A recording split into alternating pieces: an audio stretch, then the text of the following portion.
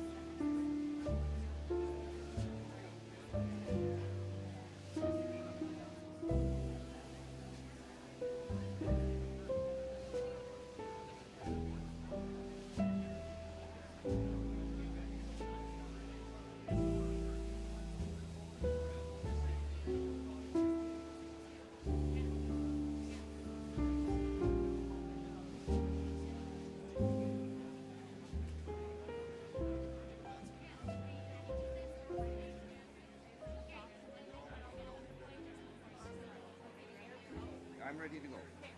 Thanks, sir.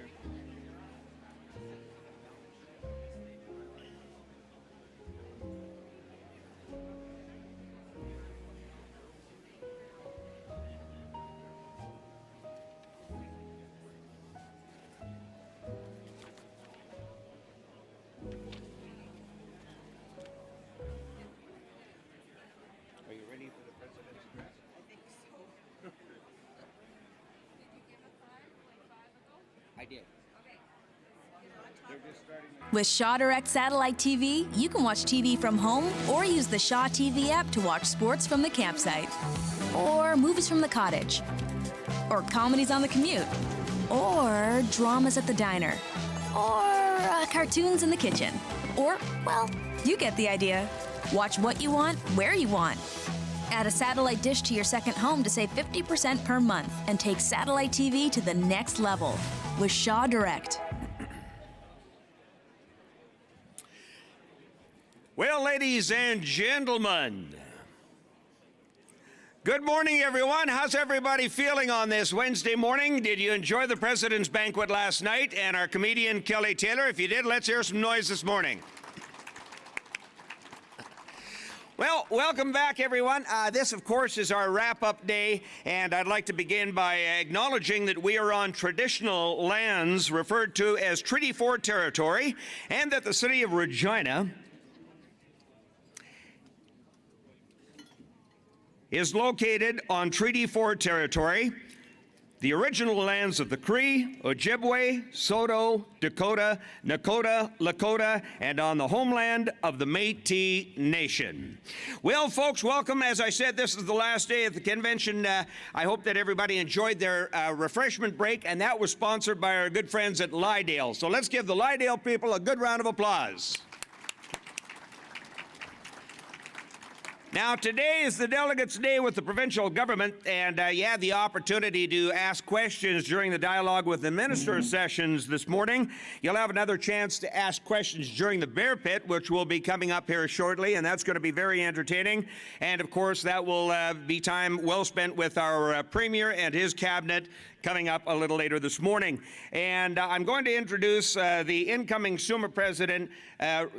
Do I say incoming or president-elect or interim? I'm not sure, but just while you're thinking about that, I'm just going to respond to a question that somebody asked me this morning out of the coffee table. They said, do you ever get in trouble for things that you say on stage? It has happened. Would you like some examples? Yeah? Seriously? Okay. Well, I got in trouble a while ago. I just turned 65, and I was at an event, and I said, you know, one of the hardest things turning 65, like I love this age in my life. I try and look after myself and my health, and everything's working. And I need reacting once in a while. But no, I don't. But anyway, I said the hardest thing, and I think anybody in my age group will probably agree, that one of the most challenging things is just trying to stay up with all of the buzzwords and current lingo and new words popping up all the time, you know, pivot and inclusion and all these different words. And I mean, I just found out a while ago that LGBT is not a lettuce, gravy, bacon, and tomato sandwich. I did get a letter on that one, probably will again.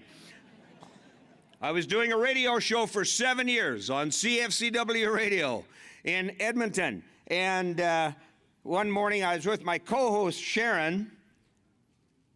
You can laugh, I hope you do. My co-host Sharon on the radio. And we're on the radio now, CFCW. I know we've got folks in here from like Pierce Land and in parts of Saskatchewan that listen to CFCW radio. And we have a pretty broad footprint, and we get a lot of older people that listen to CFCW because they play a lot of classic country music.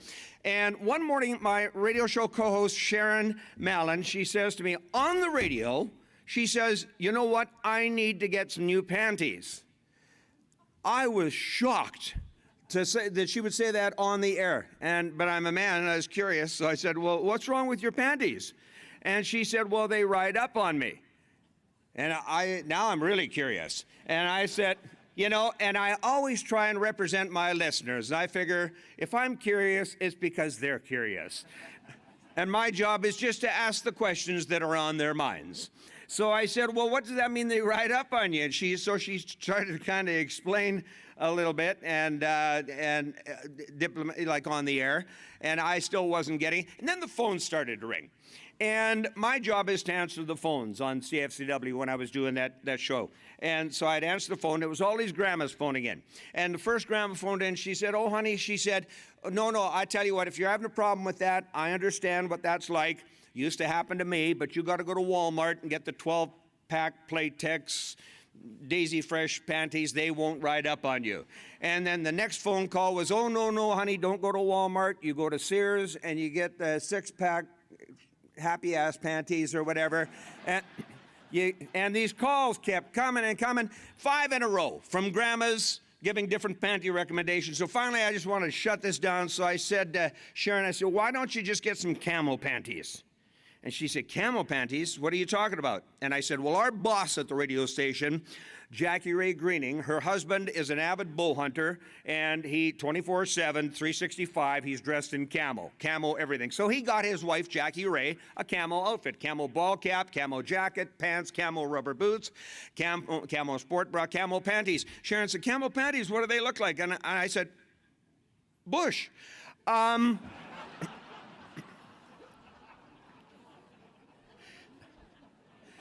That was my last day on CFCW radio. All right, let's get going. We're going to have some fun here today. Ladies and gentlemen, it is my pleasure to introduce our incoming interim president-elect, president sometime after the convention. Not sure how that works. They tried to explain it to me, but I'm not sure. But I know, yeah, they voted for her yesterday. And let's welcome SUMA President Randy Goulden for the president's address here this morning. Randy?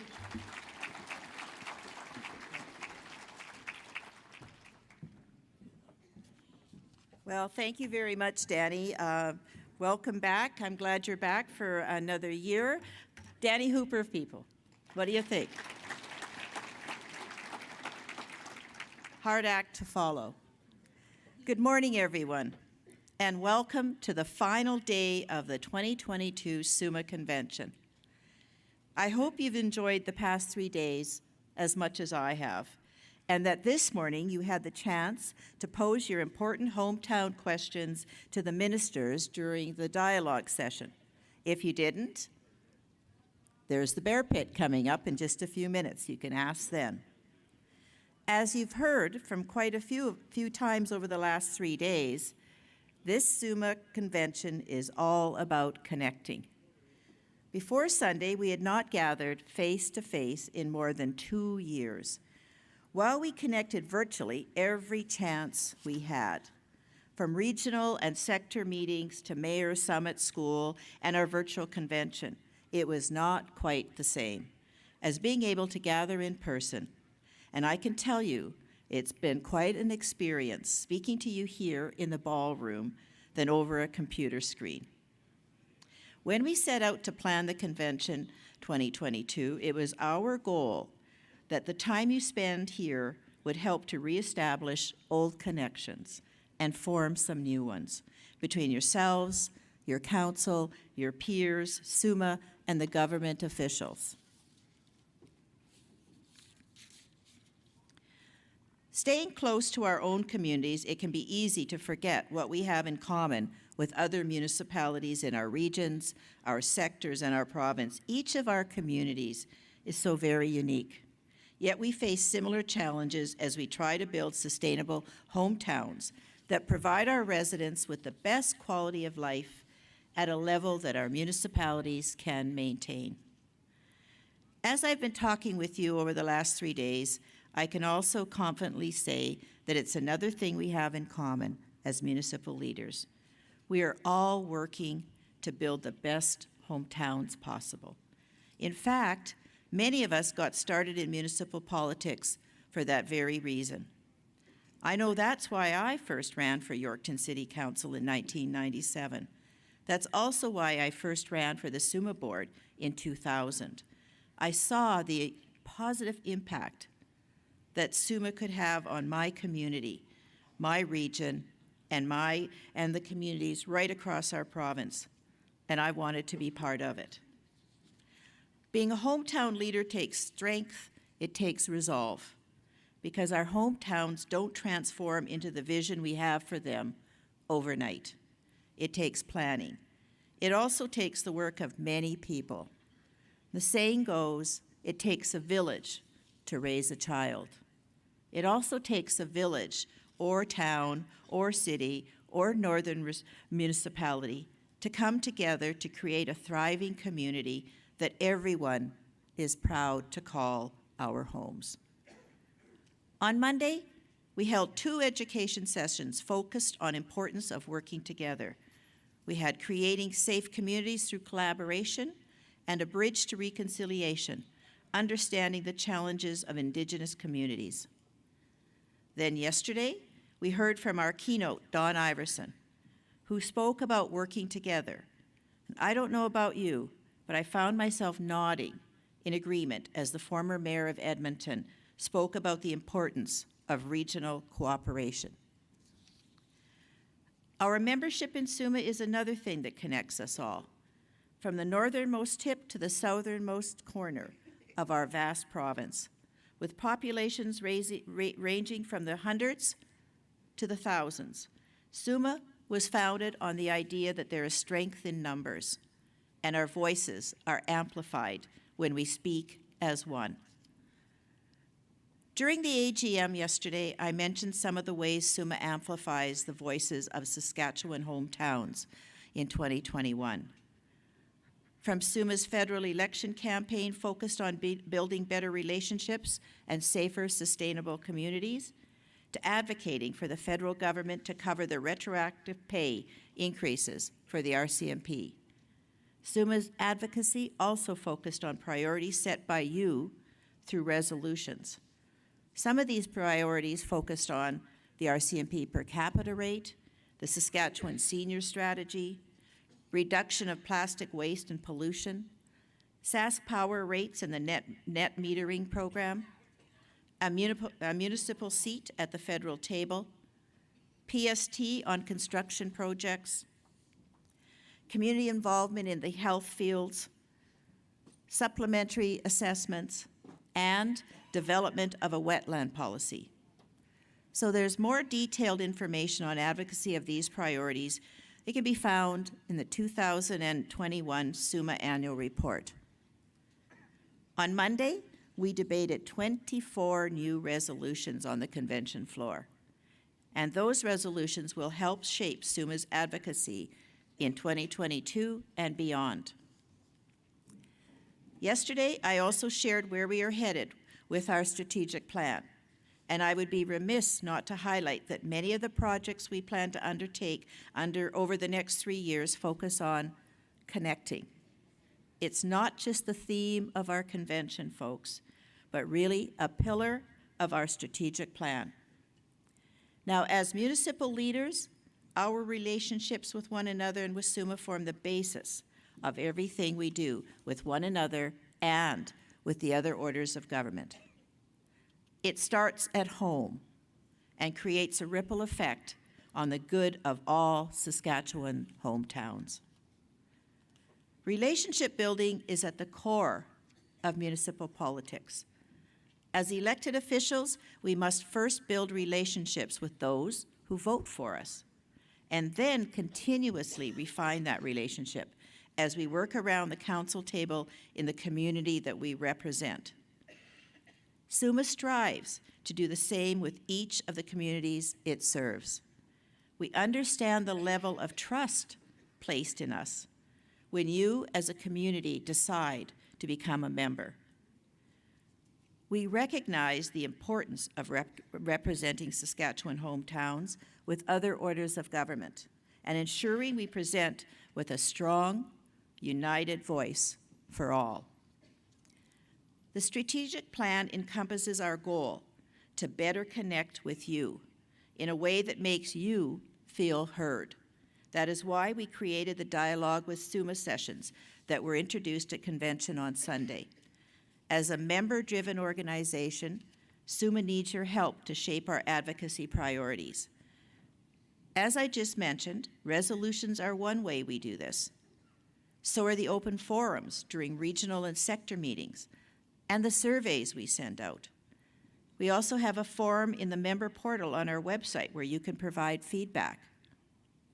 But we wanted another avenue for you to share your thoughts, your ideas, this time directly with our advocacy committees. Giving you more access to our committees also builds on a change that we introduced last year. To better engage with you, our members, and increase transparency, we invited elected officials to join SUMA's board members on one of 4 of our internal advocacy committees.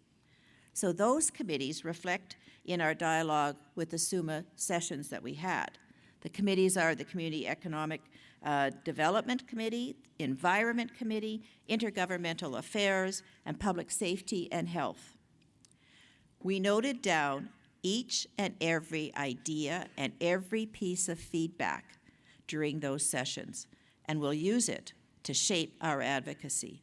So thank you for providing that input to us. Of course, we couldn't do as much of what we do without the relationships we formed with our partner organizations, many of whom we've had the opportunity to connect with over the course of the past few days. Our sister association, such as the Saskatchewan Association of Rural Municipalities, New North. We had many good discussions with the Association of Manitoba Municipalities, the Alberta Municipalities, and our federal counterpart, the Federation of Canadian Municipalities, do much to unify our voices even further. We work together on common issues, and we learn from one another. Through partnerships, we've been able to build capacity in programs like the Saskatchewan Municipal Awards, the Municipal Leadership Development Program, the Municipal Management Essentials, and the Saskatchewan Municipal Peer Network. Through the Saskatchewan Municipal Awards, we were able to celebrate the innovation of 13 communities yesterday. We also recognized individuals who have invested their time and effort in furthering their own municipal education, which makes our member municipalities even better.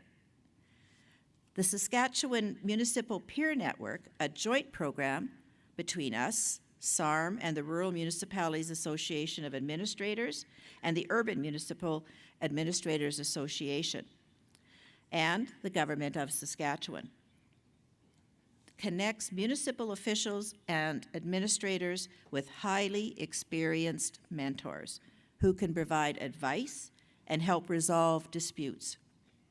If you've ever wished you had a sounding board for a municipal question or problem, I highly recommend calling a mentor with the Peer Network. Mentors are trained in coaching, communication, facilitation, and dispute resolution. Using their own experiences and training, mentors can offer coaching on interpersonal conflict. They can offer coaching on governmental practices, governance practices, public issues, service provisions, and roles and responsibilities. And it's free. Now, in partnership with FCM, we are able to amplify municipal voices to the municipal order. At this time, I would like to play a short video from FCM talking about what they do, and this comes from the FCM Board of Directors. So if we could have the video, please. I think over the last 20 months, we've really seen how different orders of government working together really has benefited Canadians in terms of responding to the pandemic crisis. And that was a testimony when we work together, how much we can achieve as a community, as a city, as a country. With all the voices from across the country, we get incredible work done. And we have no problem sharing what we know and what we've learned with our federal partners. The strength in numbers that comes from the common voice of municipal elected people across FCM is really impressive. And when you have one voice speaking for all the MPs and all the MHGs and all the communities across this country, that's a voice that can't be denied and it can't be unheard. By overcoming political differences, we have seen collaboration at all levels of government, which has translated into the electrification of our transit system, greening of our parks, support for much-needed youth hubs, and over the past year, prioritizing help for the most vulnerable during this pandemic. Je trouve que c'est jamais conflictuel, c'est toujours en équipe et c'est toujours agréable, avec des discussions intelligentes, pas émotionnelles, mais trouver des solutions pour les enjeux dans toutes nos municipalités. Being in a minority government, this is the time when we really have to work together. We're not just dealing with one party, we're dealing with all parties. So we have to find some common ground between all of the parties that are out there and bring it together so we can actually develop programs to be able to help municipalities that are in desperate need right now. On a tellement de crises profondes, que ce soit dans le domaine du logement, la crise climatique, la crise de la pandémie. Les collaborations avec les municipalités sont nécessaires à trouver des solutions à ces problèmes. My community, just like every community in Canada, is dealing with climate change, dealing with extreme weather events coming more frequently and more voraciously. This is not a situation that we can address alone. Climate change poses a different challenge to Canada than what we saw with COVID when we all got together, because it's not something that's immediate and shocking. It's something that year after year gets worse and worse. Municipalities, so communities and cities, have already been responding. We're the front lines. We work with our communities, with our members of parliament, with our members of the legislative assemblies, and our only task is to get the job done. As municipal leaders, we have no choice but to work across political spectrums in order for our communities to succeed. FCM welcomes all the different parties to the table to have an equal opportunity to speak and work with us as the front lines of the country. Nunavut is very lucky because we don't have political parties at the territorial or municipal level. So we're called a consensus government, and everyone just works together for the betterment of our community. When we're having division in orders of government, we're not stronger. We don't move forward together. When we're divided, we lose sight of a bigger and brighter future. I always say that other orders of government find reasons to disagree, and we find reasons to agree, and we tend to disagree well. I think that's a core competency of FCM and our sector. Just the way the world is moving, we need to be solid and a strong country, and we're going to only do that together. We have more in common than we do that makes us different. Let's put our differences at the door. Let's soften the colors and the stripes of our political parties. As a board member of FCM, it has become clear that we, as local representatives, are not alone. We are stronger together. When we put our minds and our priorities onto the same page and we meet and advocate with one voice, we truly are stronger together. We are stronger together. City building is nation building. We are stronger together.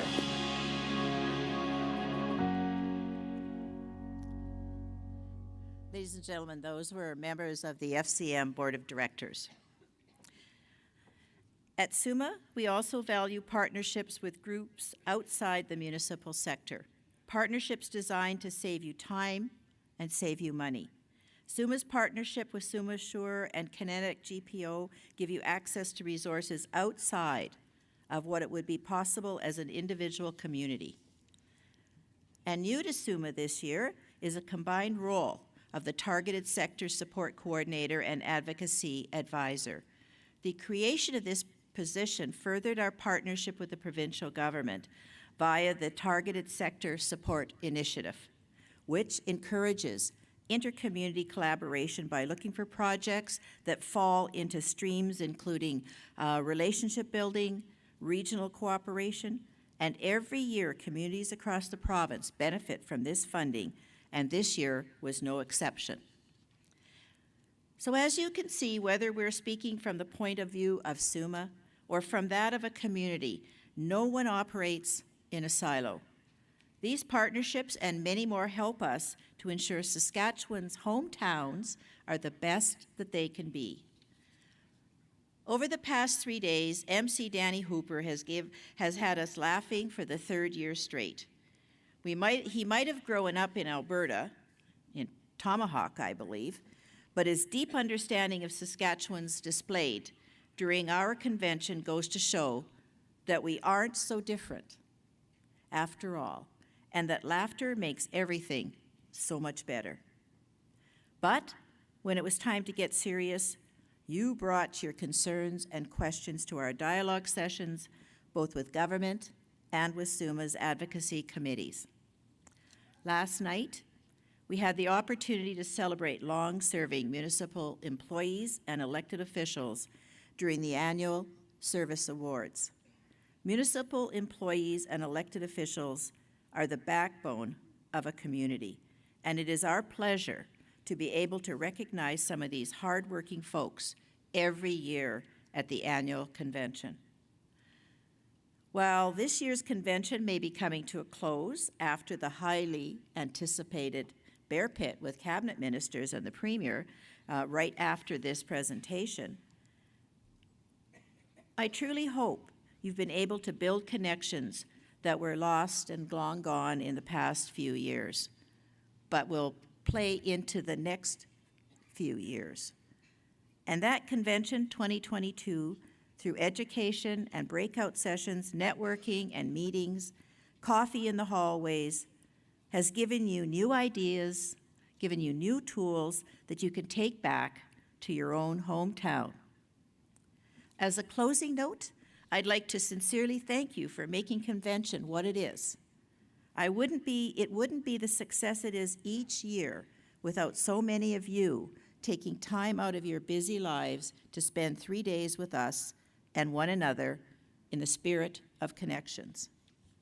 I would also like to say thank you for putting your trust in me and electing me SUMA president. I was first elected back in 2000, and over my time on the board, I've seen what a difference SUMA can make. I vow to be a dedicated leader to you, one that listens to your needs and ensures that the local voice is heard. Local governments are the order of government closest to the people, and therefore our issues are provincial issues. They are federal issues because we are responsible for the places that people call home, the places that people work, and the places that people play. Investments in our municipality are investments in the quality of life of our Saskatchewan residents. I promise to be the champion for your hometown issues at the board table and before all orders of government. It's been a pleasure serving as interim SUMA president, and I look forward to serving you as your president over the next 3 years. Thank you very much. I'm looking forward to the Bear Pit, and I'll now turn it over to Danny Hooper.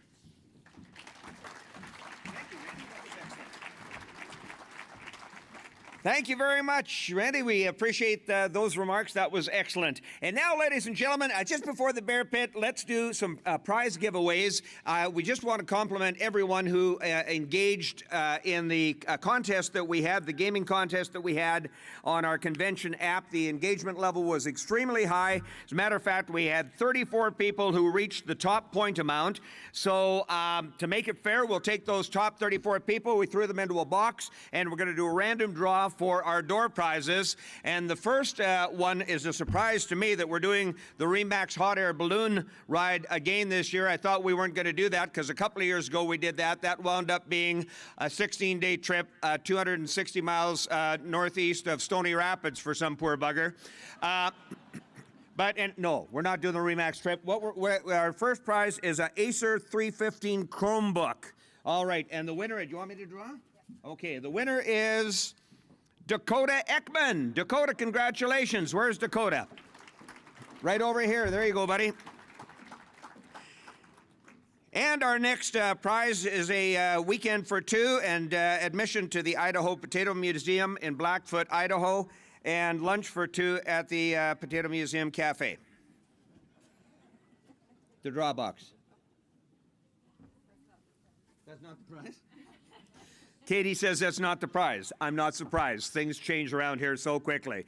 But being a pro MC, I'm able to land on my feet and clarify things.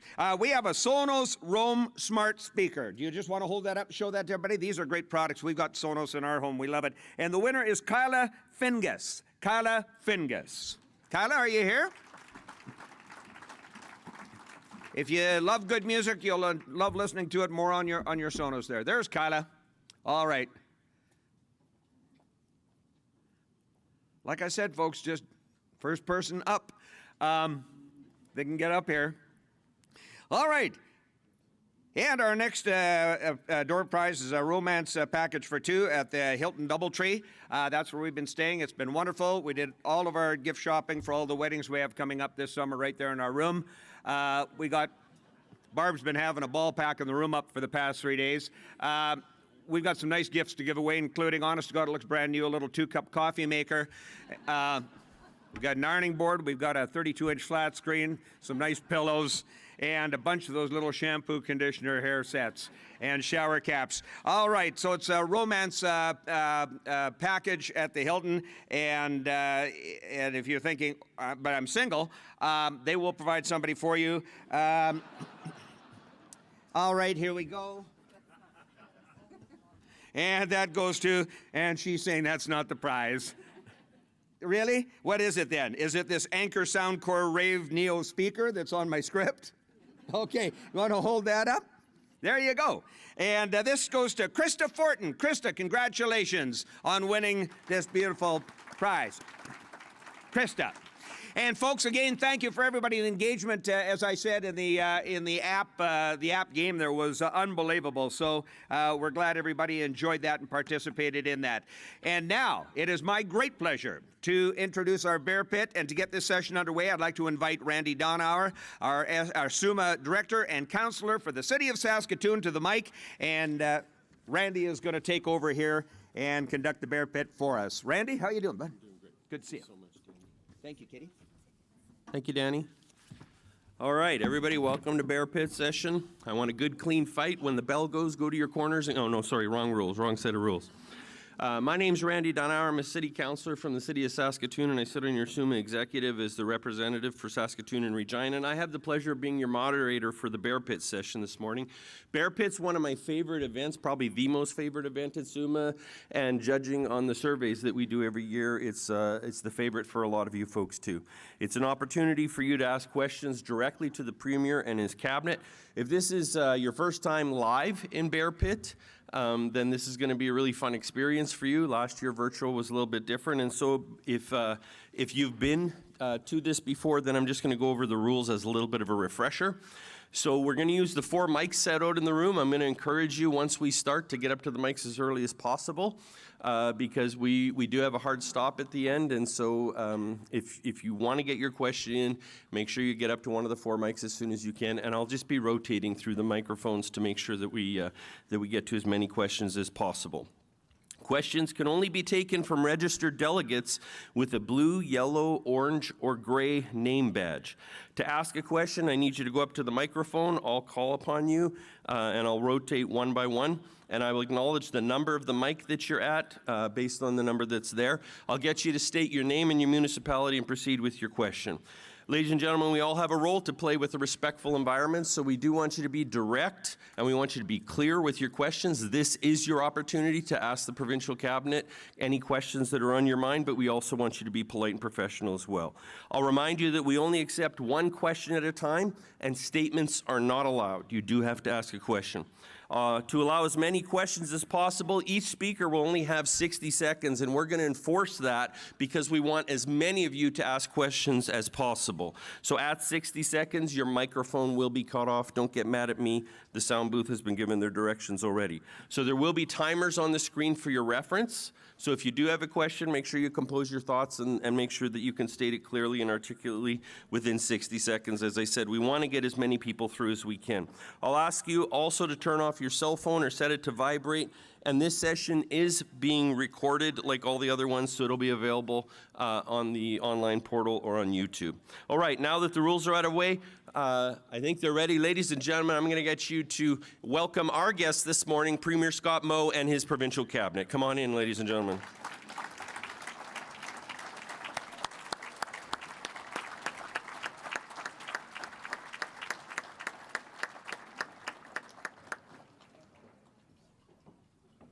Good morning, sir. How are you? I'm doing great. Thanks for joining us this morning. Good morning. How are you? I'm good. Good. Welcome. Thanks for joining us this morning.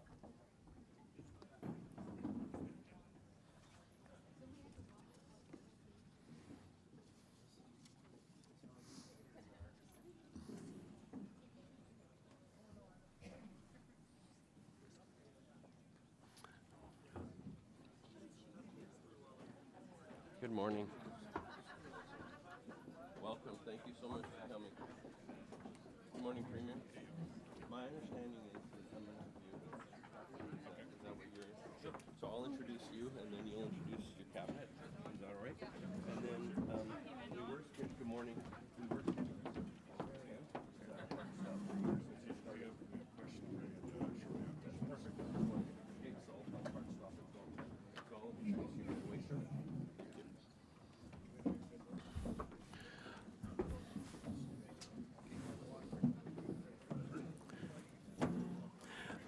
All right. Thank you for joining us this morning. And even though we're starting a little bit late, ladies and gentlemen, we do have a hard stop at 10:10, or 12:10, sorry, where Cabinet has to get back to the legislature. And so we will be winding up. I'll probably give 5 minutes notice. But as I said, don't wait till then to get in line for a mic. If you have questions, make sure you get up to the mics as soon as you can, and you can start getting in line right now if you want. So without further ado, I'm going to be introducing the Premier, and Premier Moe will be introducing his Cabinet. Ladies and gentlemen, I would like to introduce to you the Honourable Scott Moe, the Premier of Saskatchewan. Let's give him a hand.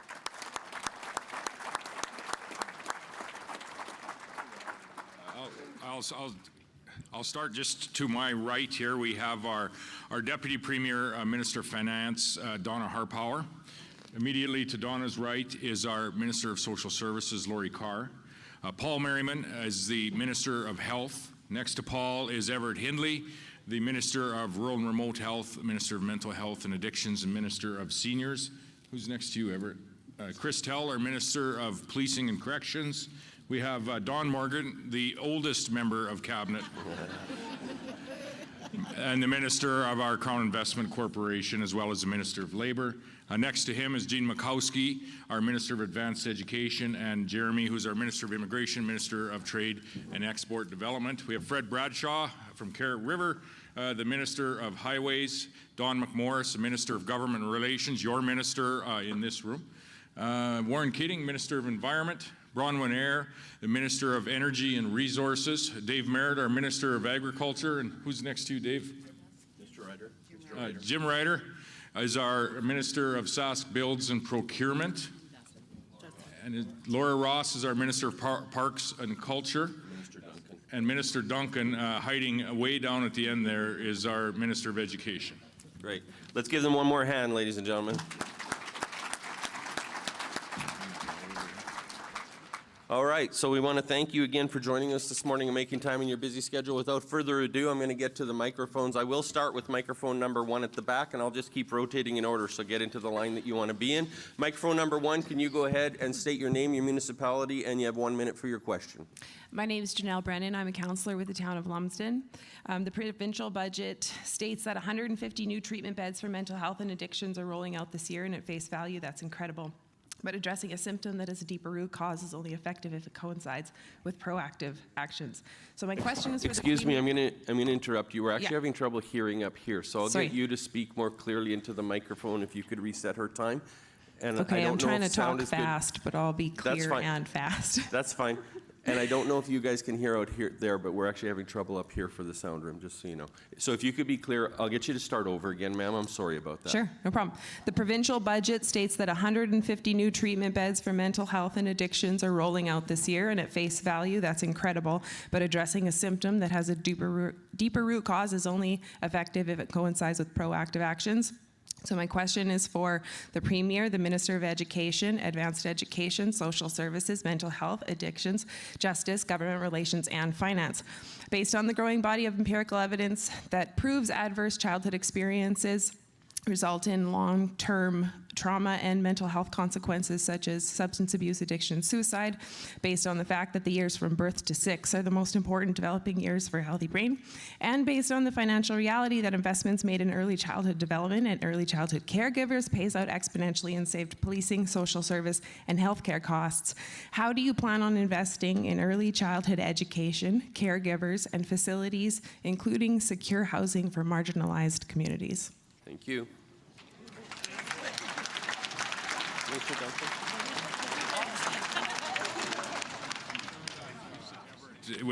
Is going to have an opportunity to answer a number of questions here today on a topic that is ever so important to each and every one of us on mental health and all too often subsequent addictions. But Dustin, do you want to speak a little bit to what is happening in the early education space as well as our schools, as that is ultimately a significant place where we can come in touch with virtually all of our youth across the province?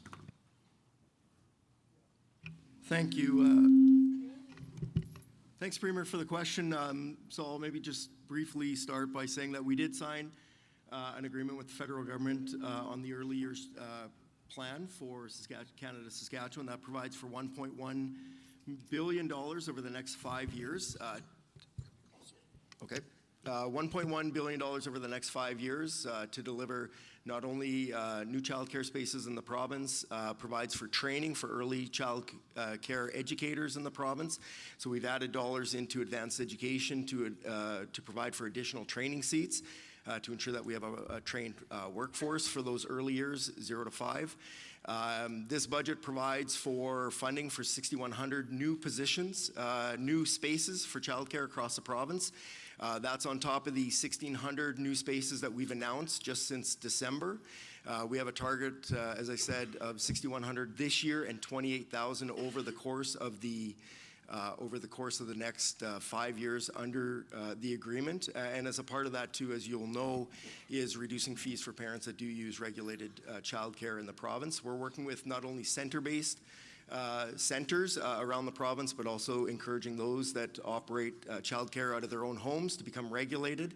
And there will be a process for that to take place so that parents that are happy with their childcare, but that are not necessarily in the regulated system at this point, will have an opportunity to become part of the regulated system. So there is a lot of work that's being done over the next 5 years on top of the work that we have done over the last number of years to add new childcare spaces. I know that there was a lot in that question, so I don't know, Premier, if you want to go somewhere else.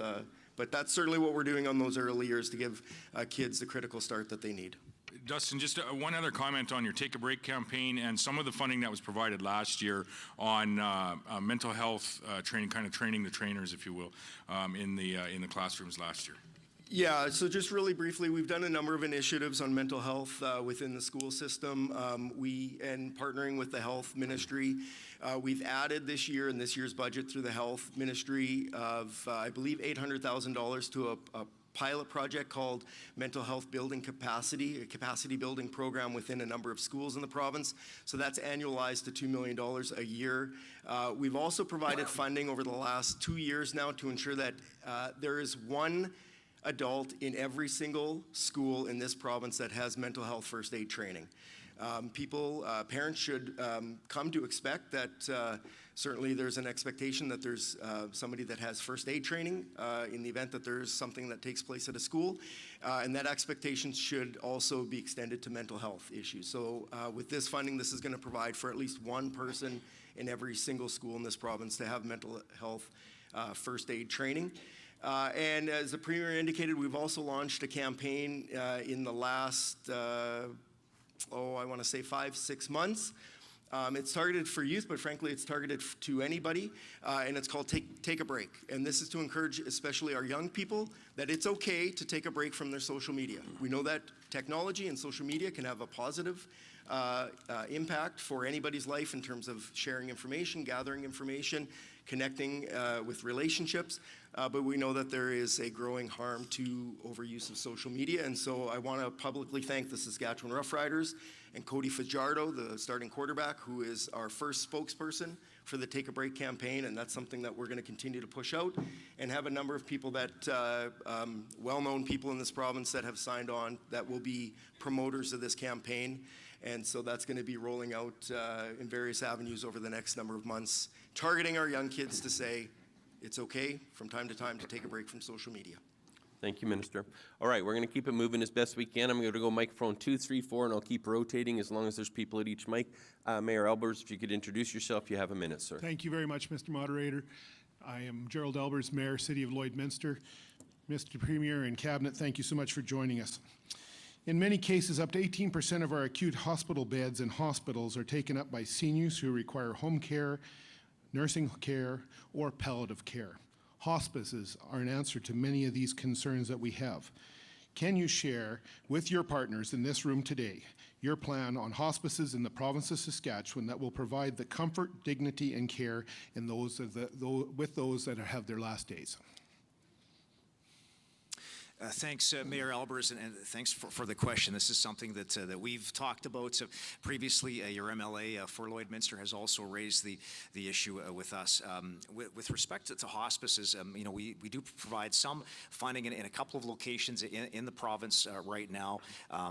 Taking a look at what other areas do we need to perhaps consider supporting when it comes to this level of care. It's part of the overall healthcare system and approach for seniors in this province. And I have an opportunity to meet with representative groups from seniors and older adults across Saskatchewan on a regular basis, where we talk about any number of issues. Sometimes that's hospices, sometimes it's long-term care bed availability, and sometimes, and more frequently, it's about aging in place and supports that the government perhaps can provide to help support seniors for those sorts of initiatives. So I would say it's all part of our, under consideration for us as a government in terms of the suite of services and programs that we provide when it comes to healthcare for older adults in Saskatchewan. And we're continuing to have discussions with our officials in terms of, what that means in terms of additional hospice capacity in the province. Thank you, Minister. Microphone number 3, your name and your municipality. Good morning. My name is Colin Martushniak. I'm from the northern town of Larange. I'm the mayor. Thank you for the opportunity to interact with you this morning. We heard today from the Minister of Health that the SHA is still fairly new after being in place for 5 years. We heard that the government needed to be able to crawl and walk before it could run, but how much longer is that going to take? How much more burnout of our healthcare friends and family members delivering those services going to have to wait? How long do we have to wait while healthcare facilities stay shut down or simply won't be able to be run when new facilities are actually going to be built when we're already overburdened with vacancies? Almost every single municipality in this room is begging the government to deliver before it's too late for you, for our families, for our elderly, and for our youth. When are you going to start to run or completely change what completely is not working? Thank you. Thanks very much for the question. I think what I said in the breakout session might have been taken a little bit out of context. What I said was we have some challenges within our healthcare system, and we're not disregarding that at all. We accept that, and we need to work on it as a community and certainly as a government. The other side of it is what I was referring to is that the SHA, bringing from the regional health regions into one health authority, is only 5 years old. We have spent 2 of those 5 years in a pandemic and a very challenging system where we've had to pull people from all over the province, put them into different positions, and now we're in the process of moving that back. So what I was referring to was this is still a new organization. I have also, which you may recall, I asked all of the SHA senior managers to go out and to be able to visit the facilities, come up to Larange, go out to Lloydminster, go out to the facilities to be able to find out what's going on, talk to the people, get the solutions, and find out how we as government can support those solutions. So we absolutely need some work to do, but we're working on, we have some work to do. We're working on our recruitment. We're working with Minister Markowski on 150 new nursing seats, new doctors' positions, new surgical initiatives. We're making sure that we can get our healthcare system back on track because it has been challenged. And if there are any healthcare workers or family of healthcare workers that are in the room, I just want to personally say thank you very much for the efforts that you've been doing over the last couple of years. And we're going to continue to support you as government in the years to come to be able to get our system back where we all expect it to be. Thank you. Thank you, Minister. Microphone number 4, your name and your municipality, please. Good morning. I'm Mitch Hipsley, proud mayor of Yorkton, and thank you for this opportunity. SUMA has recently adopted mental health and addictions as a high priority core advocacy issue for our organization. While municipalities don't have and shouldn't have a responsibility for mental health and addictions or the social services that accompany them, we are on the front lines of our communities and we see the results of insufficient mental health and addictions support every day. And what we see on the front lines is how hard it is to access services. People are waiting months. Even children who haven't seen mental health issues explode during the pandemic can be waiting 6 months or more to see a psychologist. Addictions programs are similarly backlogged even in major centers. Outside major centers, there's little chance of accessing services at all. In closing, we truly appreciate the additional addiction beds that are being added and the province's promise for more mental health funding. What changes will that additional funding have on our average residents' access? And please, what do you project times to be and what are your benchmarks? Thank you. Thanks, Mayor Mitch, and I appreciate that. We had the opportunity recently, I know you're the chair of one of the subcommittees there, specific mental health and addictions issues, and we had some of these conversations at that point in time. What I'd say was this, is we're making significant investments into the area of mental health and addictions, and record investments in this year's budget of $470 million towards that particular area. $92 million we've invested specifically in mental health and addictions since 2018. But we know that we've got some challenges out there. We've got some issues that we have to deal with when it comes to wait list. It's why we announced back in the fall the addition of 150 treatment spaces in this province, and there's funding in this year's budget, $2.1 million to get the first of those 150 treatment spaces operational here in Saskatchewan. And we've just recently come through a market sounding process to try to determine how many spaces we can get with that $2 million in this year's budget and where they will be located, with the intention of getting them operational and open for folks as quickly as possible. We've made some other areas of investment in other areas as well, and we know this is a challenge. It's why we're expanding, for example, on the mental health side, the Family Services Saskatchewan proposal to offer more walk-in mental health clinics, currently operating in 23 communities, soon to be expanding to an additional 8 with some additional funds in this year's budget. More residential treatment beds we've done over the past number of years, and a better alignment of services when it comes to mental health and addictions, so that people are able to access the services that they require, but do so on a timely basis as well. And we're looking forward to working with our community partners as well as the federal government on this priority issue. It's a priority for us as a government, and I know it is a priority for the representatives of communities across this province who are in this room today. And we're committed to trying to do everything we can to help address some of the challenges that we face. Thank you so much. Microphone number 1, your name and your municipality, please. Hi, I'm Velda Weatherald, councillor for the village of Knosey Lake, and I believe my question is for the finance minister. We are trying to grow our community and have built infrastructure for a new subdivision. Our village borders a provincial park. Last year, at least 35% of our total tax levy went to education tax. Crown farmland has assessed value, and farmers leasing that land pay the education tax. Land in the provincial park has assessed value. So why are those residents living there not paying education tax? We are having trouble selling our lots because people are telling us they only have to pay a lease fee but no taxes, and by that they mean education tax. If our village didn't have to collect education tax, we could compete with their lease fees. Thank you.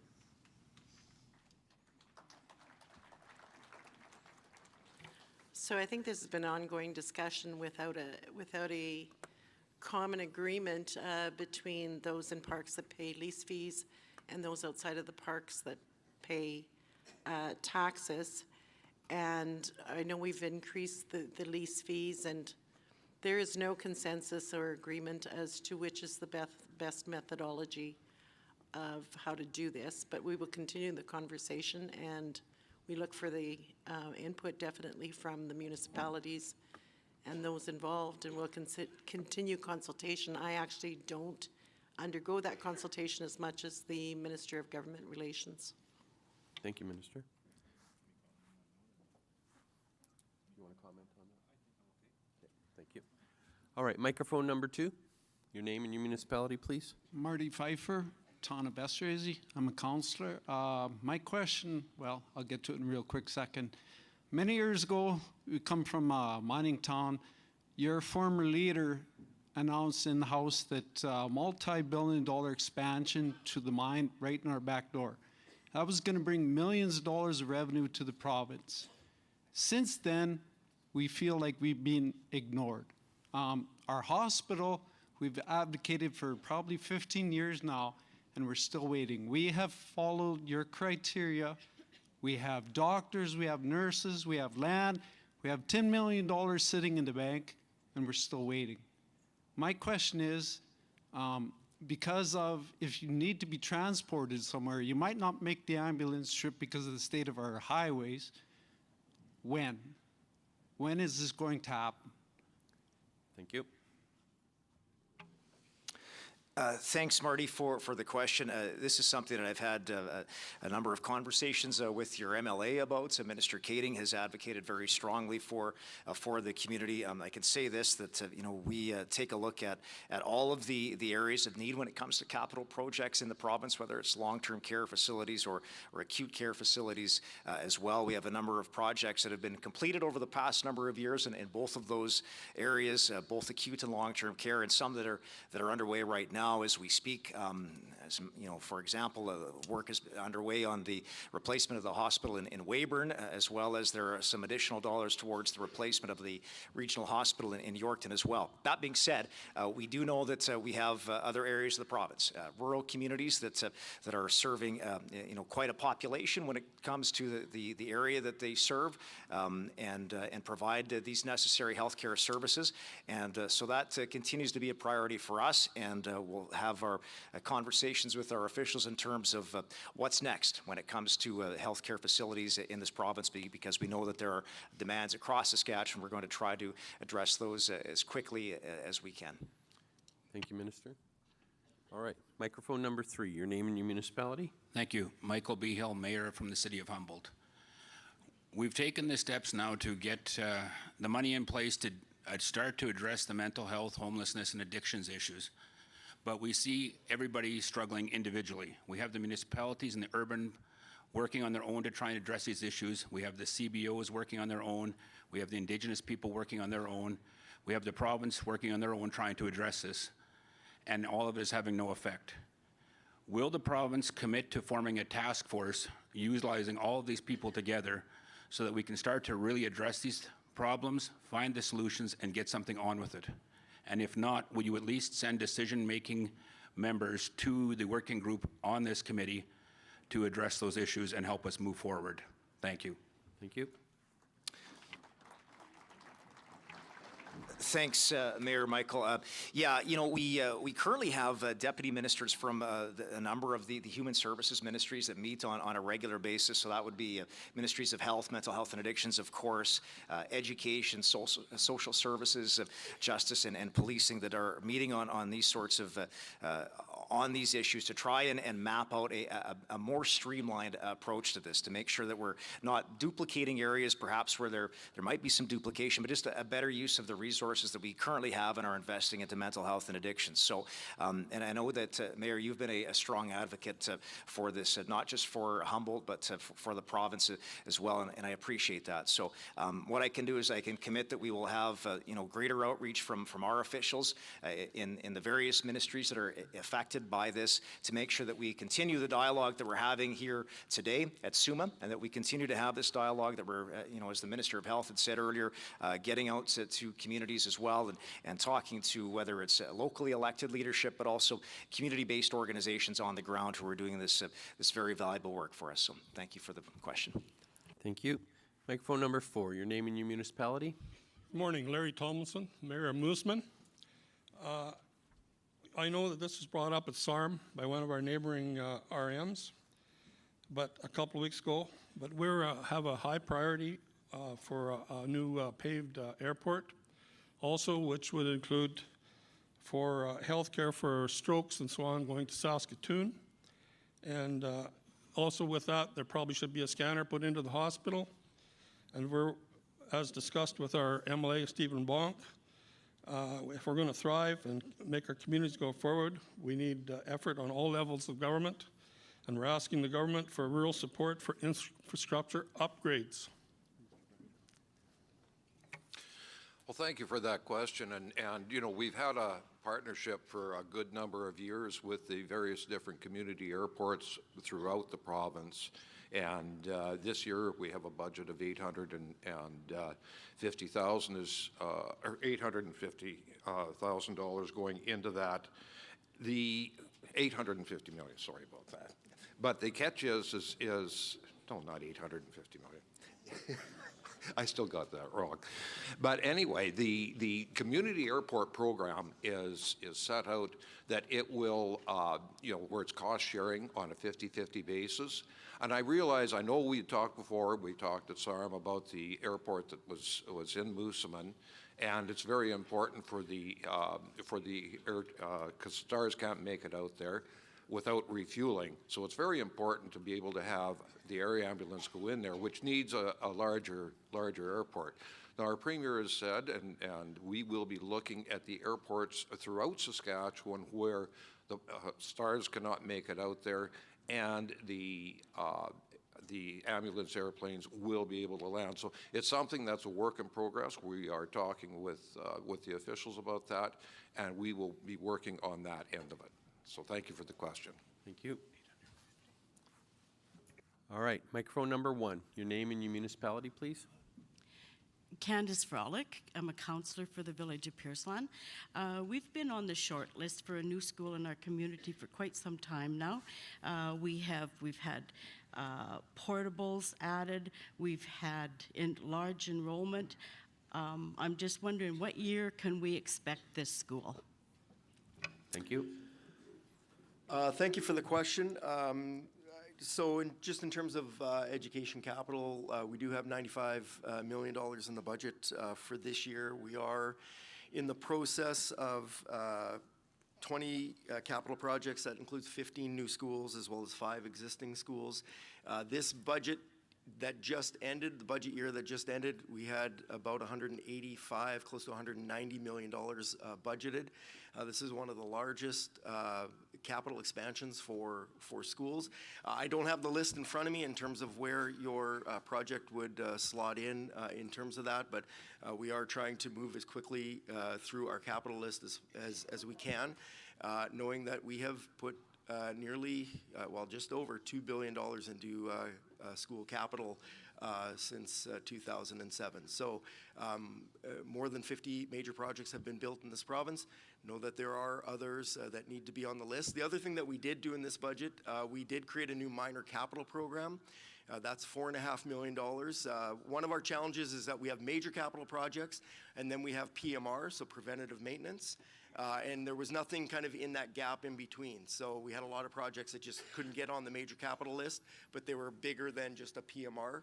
And so we did create a new minor capital project program, and 2 schools have been successful in that $4.5 million program, and we're looking forward to continuing with that program on.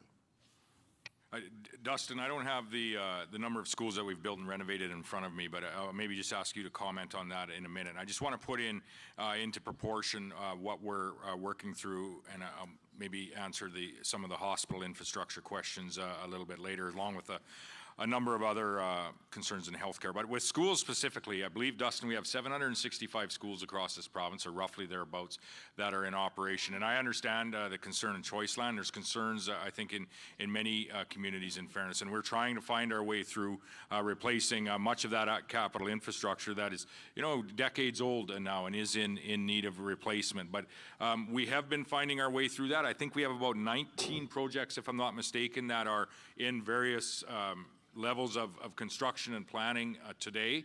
And Dustin, do you have the what we have accomplished and what we actually are working on here? Yeah, at the risk of correcting the Premier, it's 20 projects that are ongoing, 15 major capital projects and 5 renovations.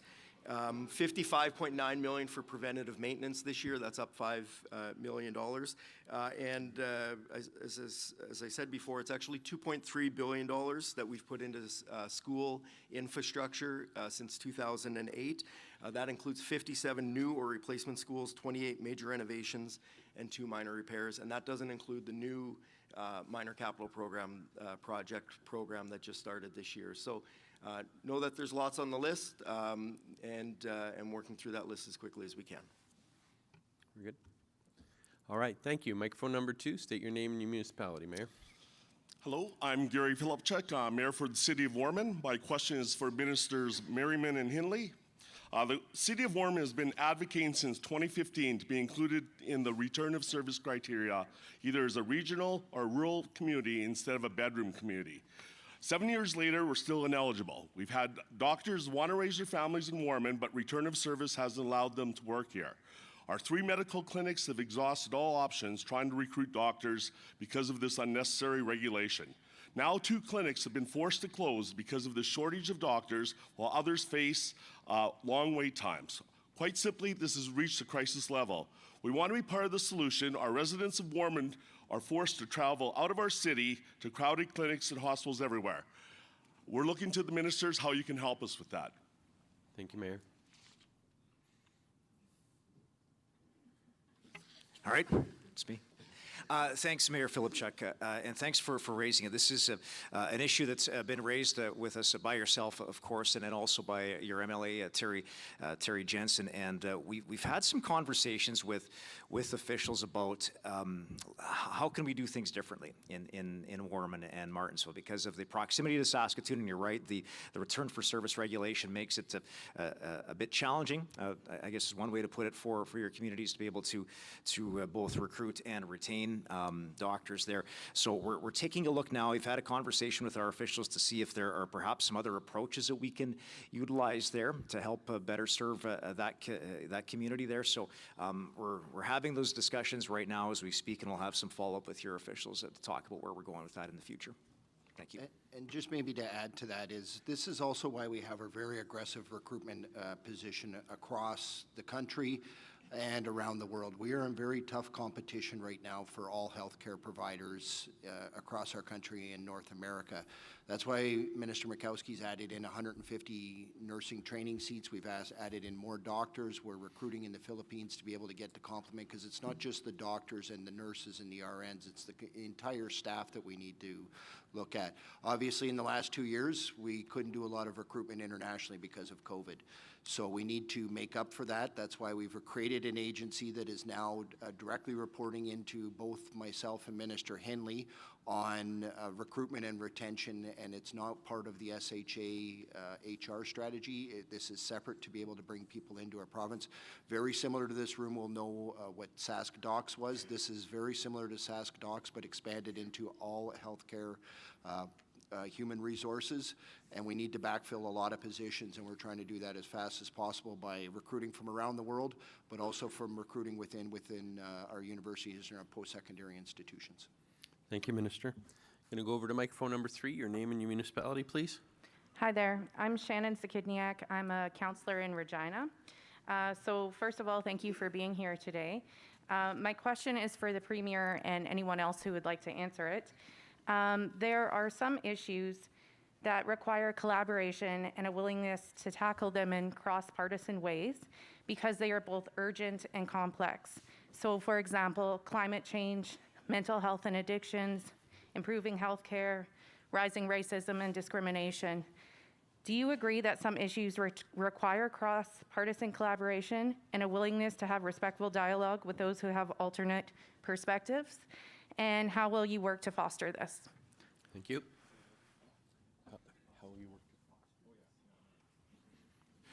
Yeah, absolutely, and I think that's quite a part of what not only makes our communities in our province great, but makes our nation great. Is we do have a diversity opinion. We have a diversity opinion quite likely in this room for sure. We likely have a diversity in opinion. Oh, I know we do among the people that are sitting on this this stage, as well as within our caucus, which is quite representative of various areas of the province.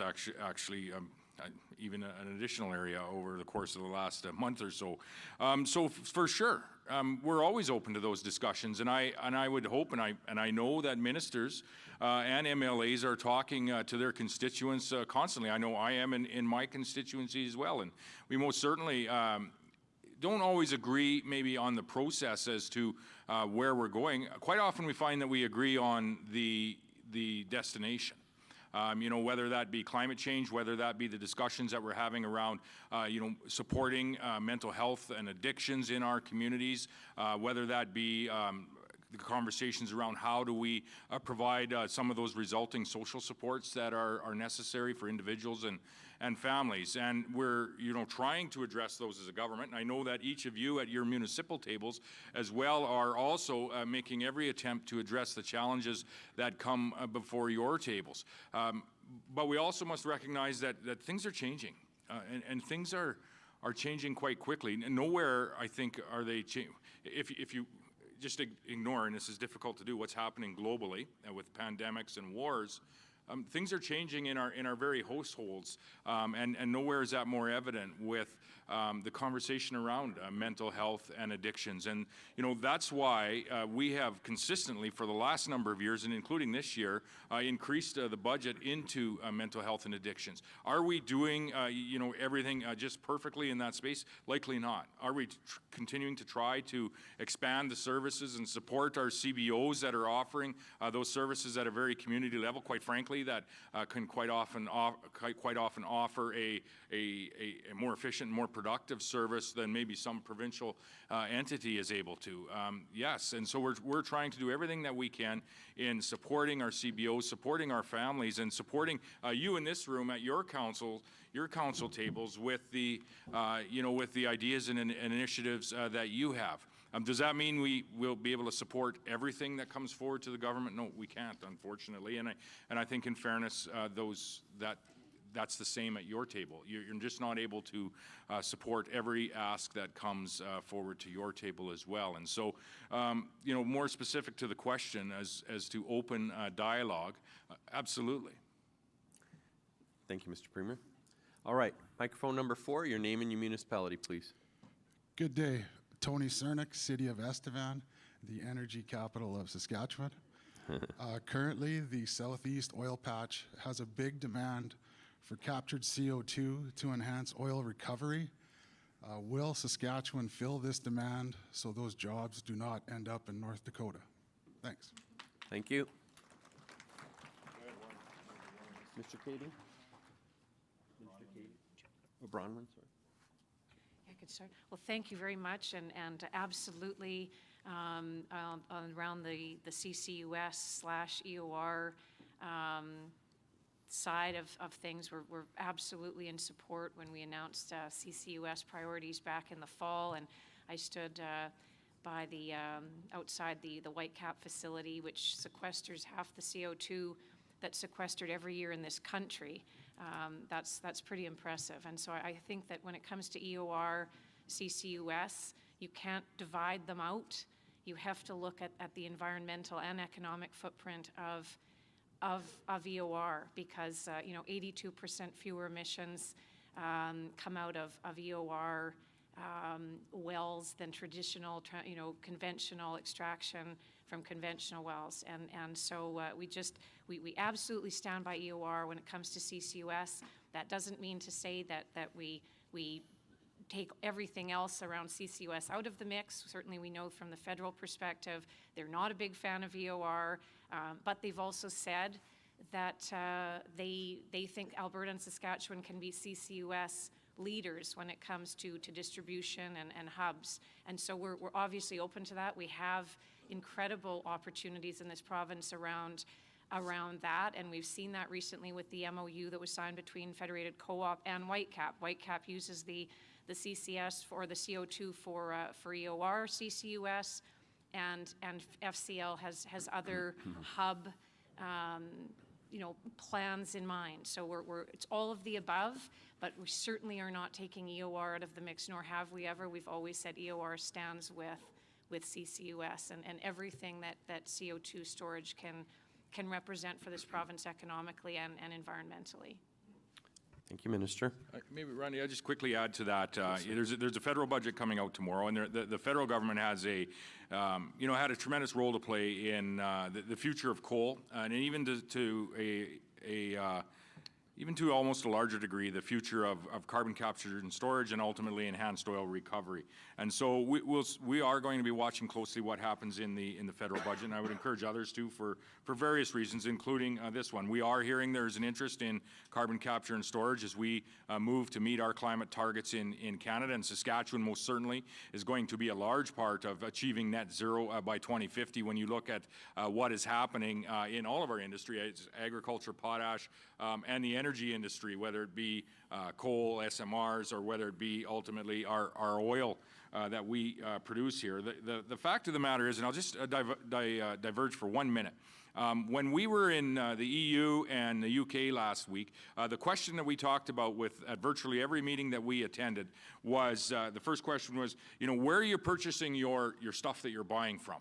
You know, are you purchasing it from a trustworthy, reliable trading partner that's going to be there year after year after year to ensure your energy security and to ensure your food security to the residents that you ultimately represent as a government or purchasing for as a company? And when you put Saskatchewan and Canada alongside a country like Russia, we stack up very well with respect to that first question. The second question we discussed is, well then how are those products actually being produced? Understanding that we are transitioning away from, from emissions-based fuels over the course of the next likely decade or possibly two, how are those products that I'm purchasing produced today? Well, the fact of the matter is in Saskatchewan, we have the cleanest potash in the world.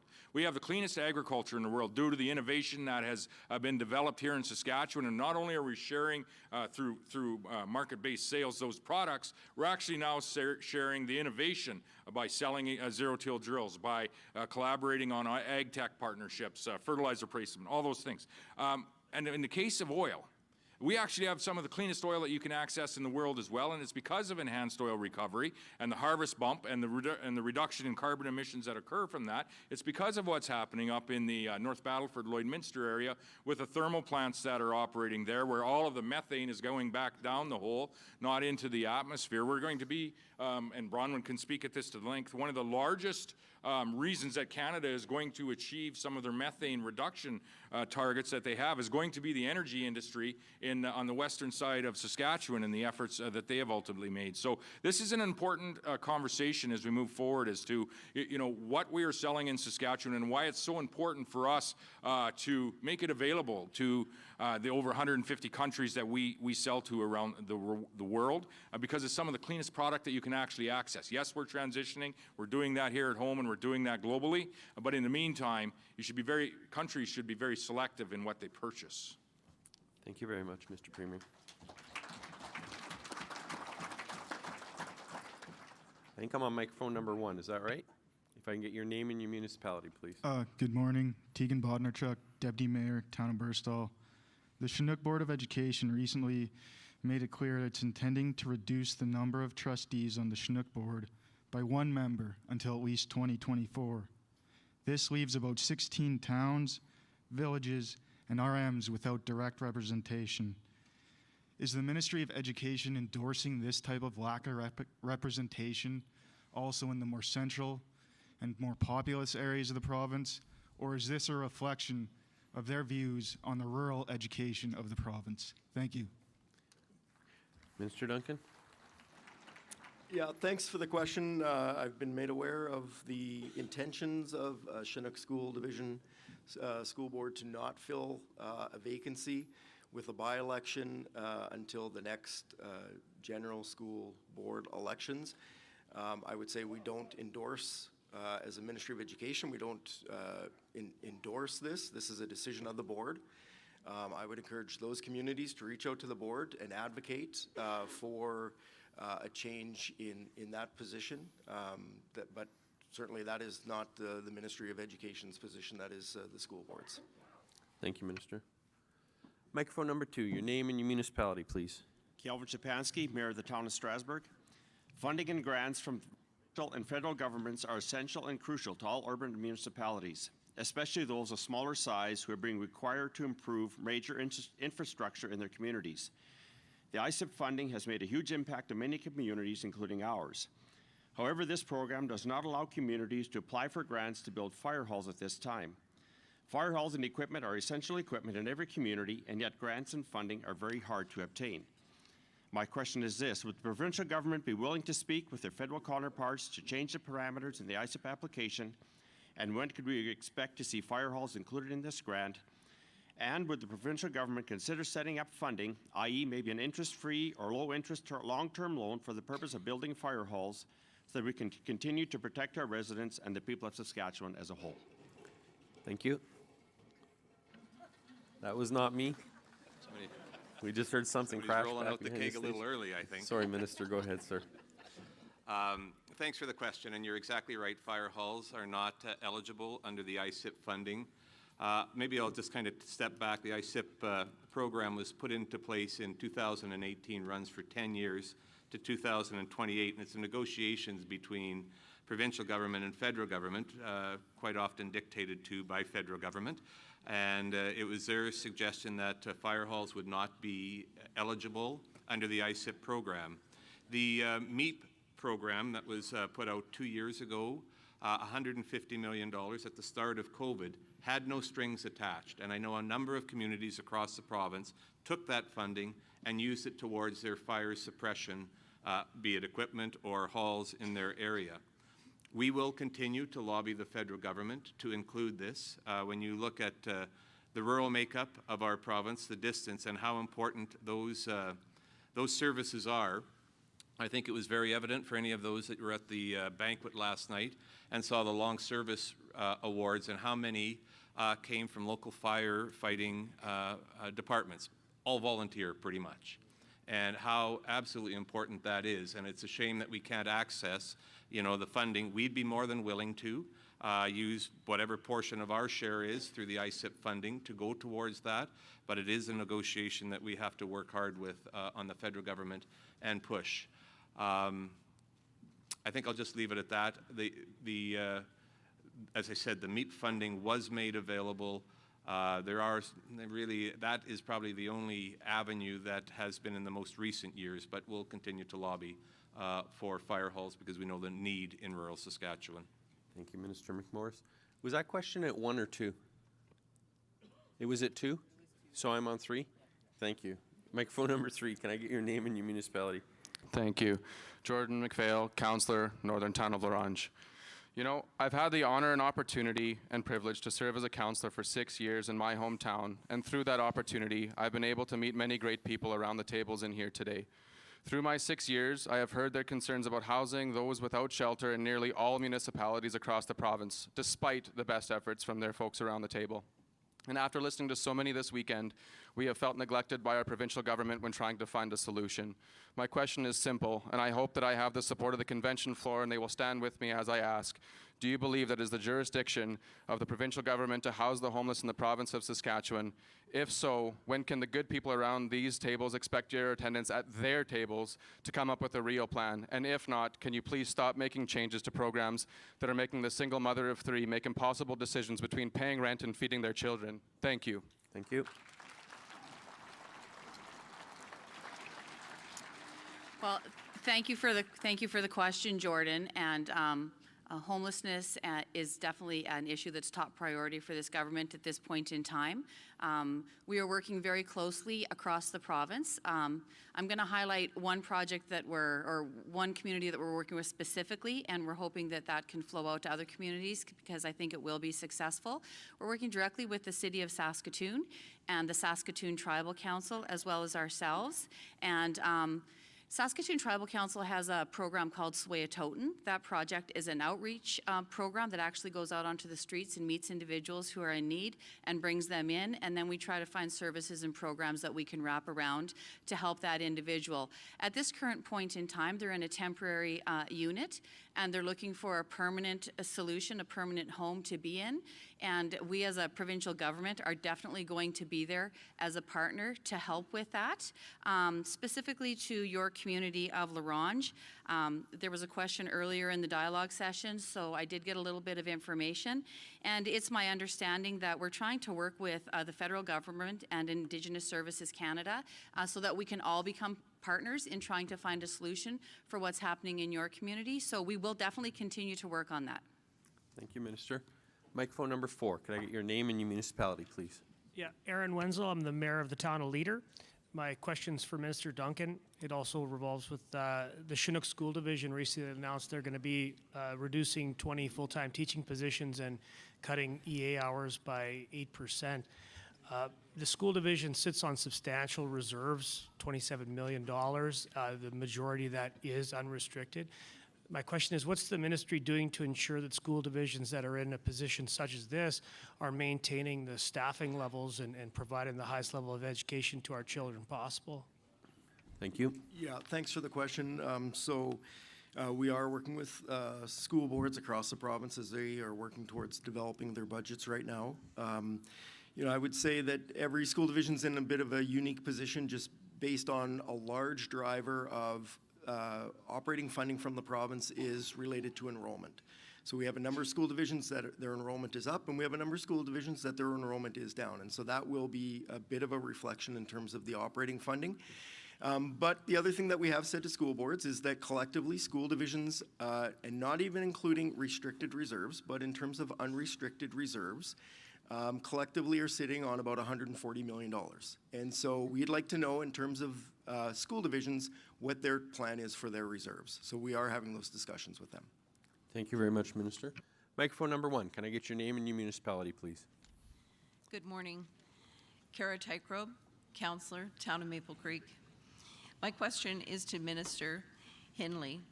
I'm asking for a comprehensive home support program in our province.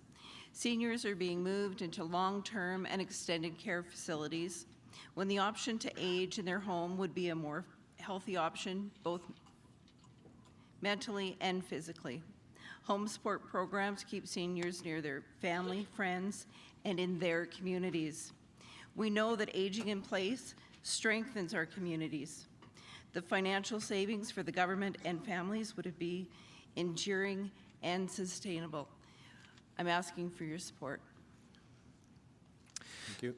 Thanks, Kara, and thanks for raising the question. Yeah, this one is top of mind for seniors and older adults in this province, and it's something that we as a provincial government are committed to. We're investing in this year's budget an additional $17 million into seniors initiatives. That includes continuing care aids. It includes some coverage for things like enhanced home care and those sorts of supports, totaling in the neighborhood of about $5 million. In addition to that as well, though, on this issue of aging in place, and it's something that I've had regular meetings with the Saskatchewan Seniors Mechanism, also the Saskatoon Council on Aging, and I'm just hearing it from seniors and older adults across the province that contact me and write to me from across Saskatchewan.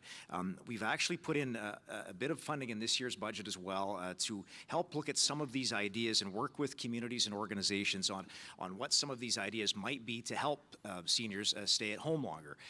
We know that the vast majority of seniors and older adults want to remain in their homes as long as they possibly can. And I think, we as a provincial government, in working with our local communities, and I know that some communities across this province have taken this initiative very directly and seriously and are working on some of their own ideas, and we're going to continue to partner with those communities and with seniors organizations so that we can try and better support aging in place models across Saskatchewan for seniors regardless of where they live. Thank you, Minister Hinley. Microphone number 2. Can I get your name and your municipality? Nicole Hoppy, Councillor in the Town of Biggar. This is a question for the Minister of Education. In the area of addiction prevention in the school, in all of the classrooms, can you name me one program that is being used in the already operating classroom by the already trained educators in the area of prevention? Thank you.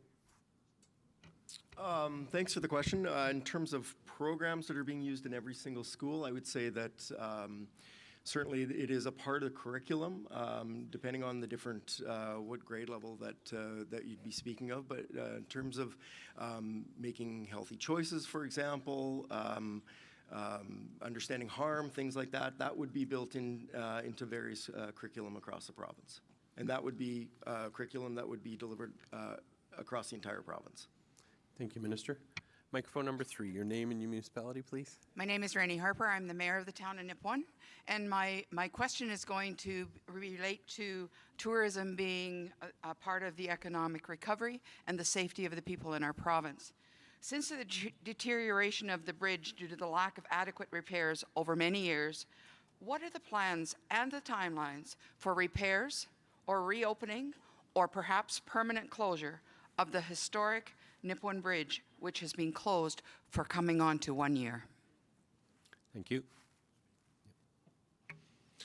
Well, thank you, Mayor Harper, for that question. As you well know, last year we had an emergency closure of the bridge. Unfortunately, the approaches to it were going away. The bridge was built in 1931. It is a historic bridge. But the it was causing, it was a concern over public safety that we had to close the approaches going onto the bridge. We've since had Stantec go out and take a look at the bridge to see what all could be done. They are working on their report. We will be meeting with the town of Nipawin and George River Rail on this report here this spring. There are quite a few deficiencies on the bridge, which would cost a lot of money to fix it. We do have another bridge that has access with approximately 7 kilometers where you would have to go around it.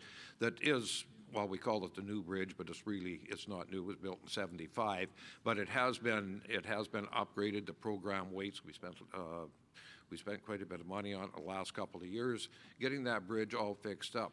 But I am concerned on the rail traffic. Now, the rail traffic isn't as important on that bridge, or excuse me, isn't how would I say it, isn't as dangerous as the vehicle traffic. The rail traffic, we want them to continue on because it's very important for Torch River Rail.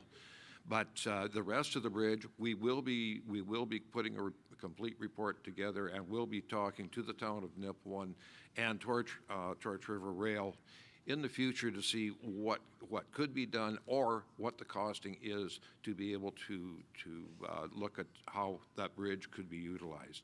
Thank you. Thank you, Mr. Bradshaw. So we have just under 10 minutes left. I'm going to go as quickly as we can. Microphone number 4, your name and your municipality, please. Jason Mancinelli, City of Regina. With the promise of investment and related economic opportunity visible on the horizon and within reach, potentially being endangered and negatively affected by supply chain issues, does your government have a position on right to repair legislation being brought forward on the federal level, and will you please support it in an industry-wide approach to allow our technical, service, and agricultural industries the ability to properly repair the vehicles and equipment used to bring about this great investment and opportunity in mining, agriculture, and construction transportation industries? Thank you. Did you hear? Yeah, could you restate the question and speak into the microphone? It was a little quiet up here. Okay, but if you could just clarify the question and speak right in. Thank you. Okay, I'll start over. With the promise of investment and related economic opportunity visible on the horizon and within reach, potentially being endangered and negatively affected by supply chain issues, does your government have a position on right to repair legislation being brought forward at the federal level? Will you please support it in an industry-wide approach to allow our technical and service industries the ability to properly repair the vehicles and equipment used in mining, agricultural, construction, and transportation to bring about this economic prosperity? Thank you. Yeah, and so, Don, I don't know, where's Don Morgan?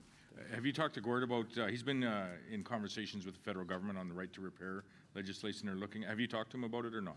I have not. Okay, I did briefly.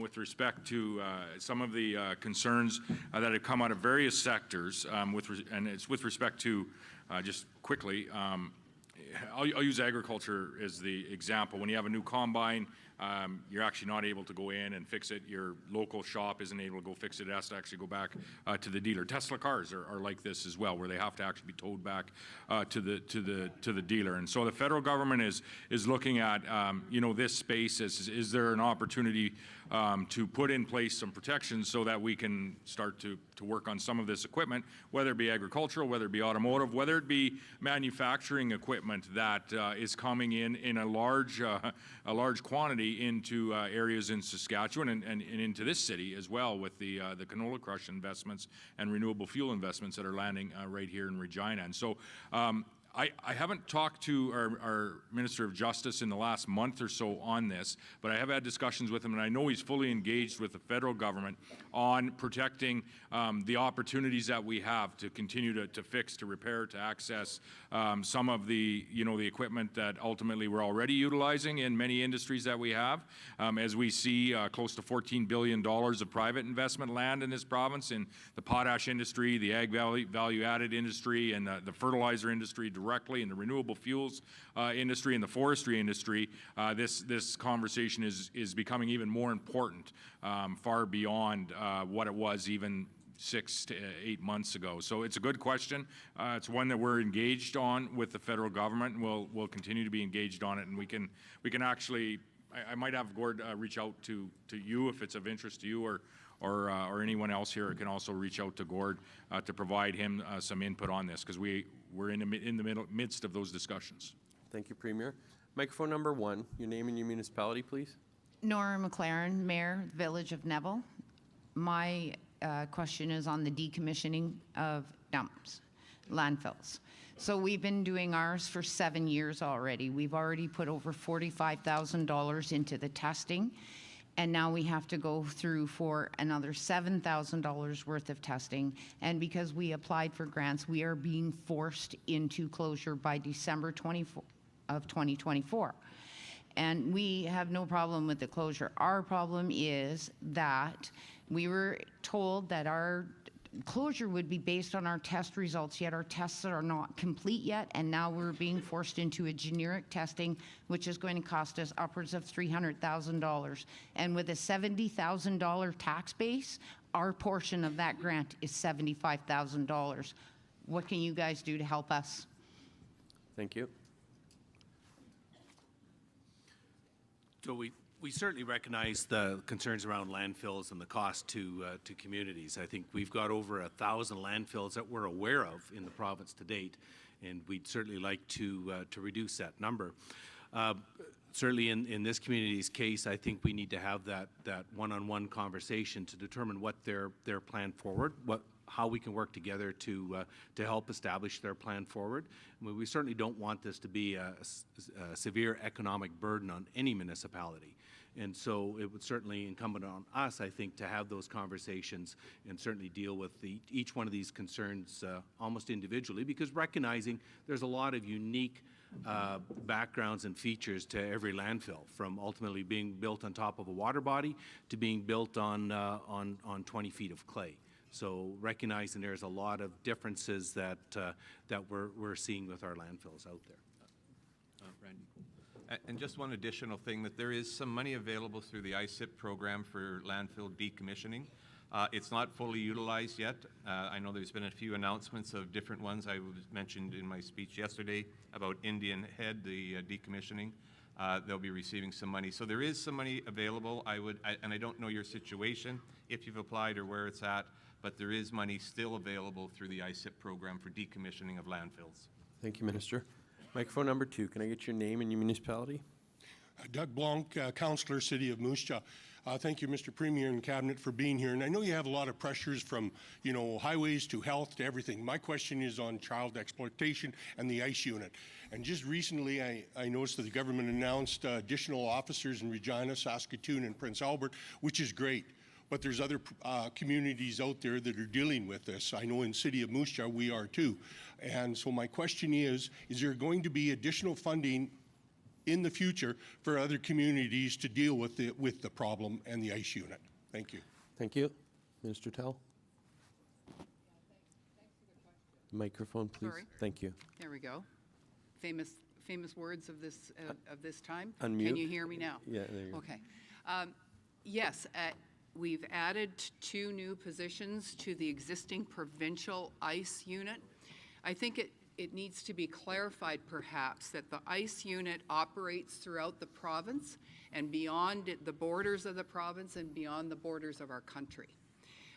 It is internet, so it's usually using that particular service to suss out these individuals that are involving themselves or have involved themselves in pornography and child exploitation. So it is a work in progress. I think they're stationed, I think there's one in Prince Albert, one in Saskatoon, one in Regina, I think. And that's a combination of RCMP and municipal police officers, so, and analysts and admin support. So just know that any issues that are coming out of Moose Jaw are being addressed by this unit collectively. All right, thank you. All right, so it's almost 10 after. We are going to take there's one person at each microphone. We're going to take those and then we're done. So if I go to microphone number 3, your name and your municipality, please. Thank you. Rebecca Otitoju from White City. My question is to do with shortage of doctors or health professionals. I want to commend the government for what you are doing to get these professionals from different parts of the world But I also want to ask, are there plans to assist the ones that voluntarily came to Canada or to Saskatchewan as maybe doctors, nurses, to help them, to assist them to get their papers so they could practice here, and also assist our younger ones who want to be nurses to be able to get that program quickly, to be able to register instead of going to Alberta and other places to register for these classes. Thank you. Thanks very much, and I know we're on short time, so we are working with the regulatory bodies to make sure that that there is recognition of some people that are here that might be missing some of their credentials, or some of their credentials aren't recognized by our regulatory bodies or our healthcare system. We're working with the Minister of Advanced Education on this to make sure that if there is any opportunities if there's somebody that has a gap in their criteria that they have, that we can get that done as soon as possible. But we're trying to support all of the healthcare workers, no matter how they get to our province. Thank you. Go ahead. Yeah, and no, thanks, Premier. If I could just add to that too, stay tuned. We're going to be introducing a bill in the legislature today that is going to make Saskatchewan the most attractive jurisdiction for those within Canada and internationally to relocate to with professional credentials and have those credentials recognized. A statute that goes further than any other province in Canada that's going to facilitate those credentials being recognized, because we have too many people who aren't having their credentials recognized right now. Thank you, Minister Harrison. That's great. Microphone number 4, your name and your municipality, please. Hello, Nick Wood, Porcupine Plain. We appreciate the commitment to recruitment, but it has been years since there was adequate levels of support for healthcare. So hopefully this will be the answer and you guys will solve it, but it's still not going to help us today.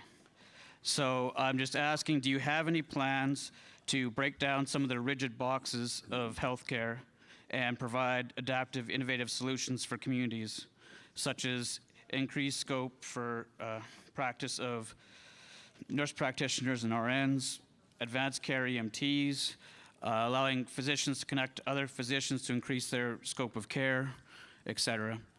Just allowing communities to come up with solutions. Thank you. Yeah, maybe I'll take this as one of the later questions, and I want to make a few comments on healthcare in general. And I think, and we'll watch as the day goes on, but what Minister Harrison had just spoke to is going to help with parts of this question as well.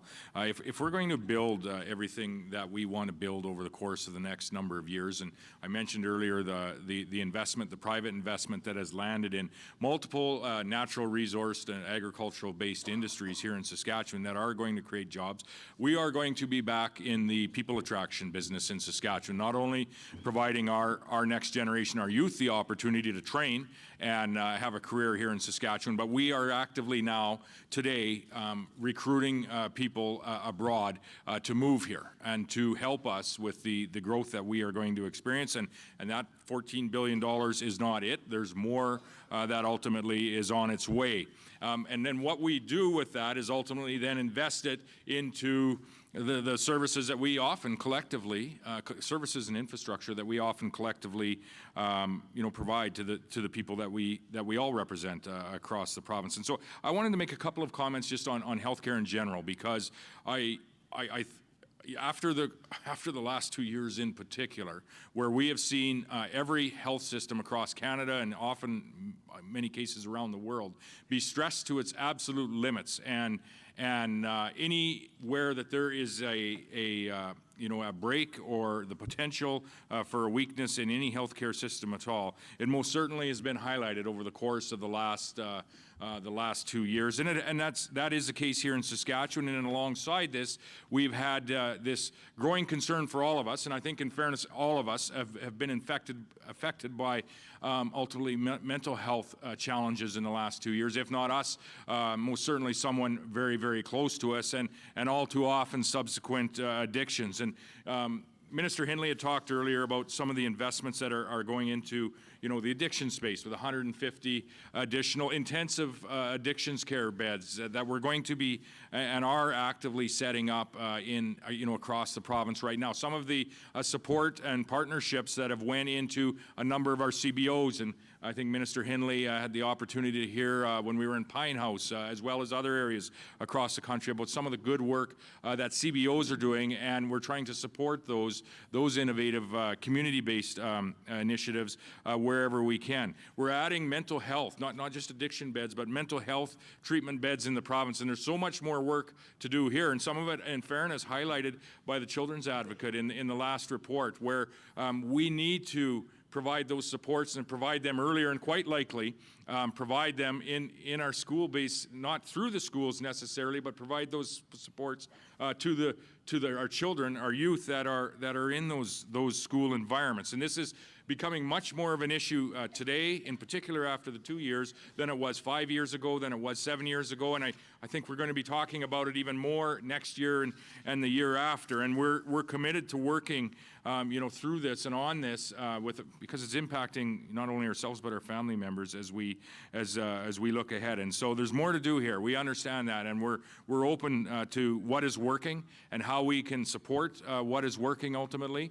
But also how we can continue to move forward as a province in supporting everyone that we can. The second piece in infrastructure, or in healthcare, is infrastructure, and we've been addressing this for a number of years, and we've seen large hospitals be built. Jim Pattison Children's Hospital, Moose Jaw Hospital. We have Weyburn and Prince Albert that are under construction. We saw a few rural facilities being built. We are hearing concerns about other rural, not necessarily long-term, yes, long-term care, but hospital facilities. You see the red brick facilities that are built in multiple communities, and that is a discussion that we're having as to when we find our way through this tranche of infrastructure, and it's broad, it's schools, it's hospitals, it's highways, it's urgent care centers. As we find our way through that, is that where we ultimately have to have a look at next? The long-term care facilities, as I mentioned, we've got about 15 to 20 or so that we've built across the province. New ones that are in planning and under construction. In the case of Meadow Lake, I think it's open this spring. L'Orange, Regina is a significant commitment in long-term care. We have Estevan. We have with a partnership with the community in Estevan, Watson. But I wanted to just mention the urgent care centers for a moment. The urgent care centers, the primary focus of those is to, often there's someone that heads to the emergency room because it's something that's more urgent than waiting maybe 4 or 5 days to get into a physician's appointment, so they go to the emergency room to get it dealt with. And that one, it's the most expensive room in healthcare. Two, it's one of the busiest rooms in healthcare today. And so about a large portion of what these urgent care centers are is to try to provide that opportunity to go to a place that isn't an emergency room for something that may not actually need an emergency room care, but is more urgent than waiting for a physician's appointment in 4 or 7 days. That is the primary focus of the urgent care centers. There is another piece to those that we maybe haven't discussed publicly as much as we should, and it is absolutely the opposite of a production-based area where we're getting people in and through, so they're not in the emergency emergency room. But it's about people that may be having a mental health crisis or reaching out for help, or people that may be having had an addictions issue, and this is a time when they're reaching out for help, that we can have that intake for them, so that we can quickly get them to the professional help wherever that might be. It might be a community-based organization. It might be a rehabilitation bed. It might be a detox bed. It might be a mental health support bed. Wherever that support is, a portion of those urgent care centers is going to be about taking those individuals in when they're ready and come in and provide them with and get them in front of the healthcare professionals or the mental health professionals or the addiction professionals that they ultimately need. And that's a significant commitment as well in both Regina and Saskatoon, about $15 million in infrastructure, but some significant operations that are going into that as well. Human resources is a challenge in rural and a challenge in urban Saskatchewan. And we'll sit up here and talk about what we've spent on human resources in the last 15 years, and there's close to 1,000 1,000 more doctors that are in our communities and 4,300 nurses. It doesn't mean a lot when you're short a nurse and your services are not being provided in your community. And I've seen that where I live, and I fear I may see it again in the not too distant future. We have a 4-point plan that came out in this budget that is going to help us find our way, not fix, but find our way to a better place when it comes to the services that are being offered and ultimately the people that are offering those services. One is training. Another 150 seat increase to the nurse training seats here in the province. We're just under 1,000, I think 944 is the number that we're training in Saskatchewan now. We've increased the physician training, we've increased the continuing care aid training, and we're continuing to look at lab techs and other disciplines that we have so that we have the right training seats for the ongoing human resources that we ultimately need. Recruitment. We're actively looking for 150 healthcare workers in the Philippines today, 150 next year, also looking in other areas of the world through our trade and investment offices that have those contacts. Minister Harrison had made a comment today about, how can we flow folks into the system in a quicker fashion, and you'll see some legislation on that here today. Refocusing some of the successful things that have occurred over the course of the last number of years. Was originally the Physician Recruitment Agency of Saskatchewan, morphed into SaskDocs. Now we're going to expand that. Minister Merriman had mentioned this. We're going to expand that to be a recruitment agency for and support often communities in their efforts for all healthcare professionals that we are looking for. It's not necessarily just physicians anymore, and so we're refocusing that recruitment agency and repurposing it to have a broader but very focused outlook on recruiting healthcare professionals. And as well, we have targeted incentives that we'll move around and change to incentivize areas where we actually need people to go, and disciplines or training disciplines that we ultimately need in that specific area. And so those are the 4 points that were announced and released in this budget that we're looking at very closely and implementing as quickly as we ultimately can. We're also looking at processes throughout the Saskatchewan Health Authority. We had an emergency act in place for a long period of time. That was in place so that we were able to actually move folks around within the system to support where we ultimately needed the supports to be. For example, move folks into a vaccination center, and we saw some mass vaccination centers over the course of the last 2 years. Move folks into our testing clinics, and we have tested more people for COVID in the last 2 years than we ever have before, as we've never tested anyone for COVID before. And we needed to be able to move those resources around, and we actually weren't able to. With respect to a number of the agreements that we have across the health sector. And so we're looking actively at what processes we have there and what have we learned from the last 2 years so that we can actually improve some of the processes that are there. And that might be actually in a very short answering your question about the boxes.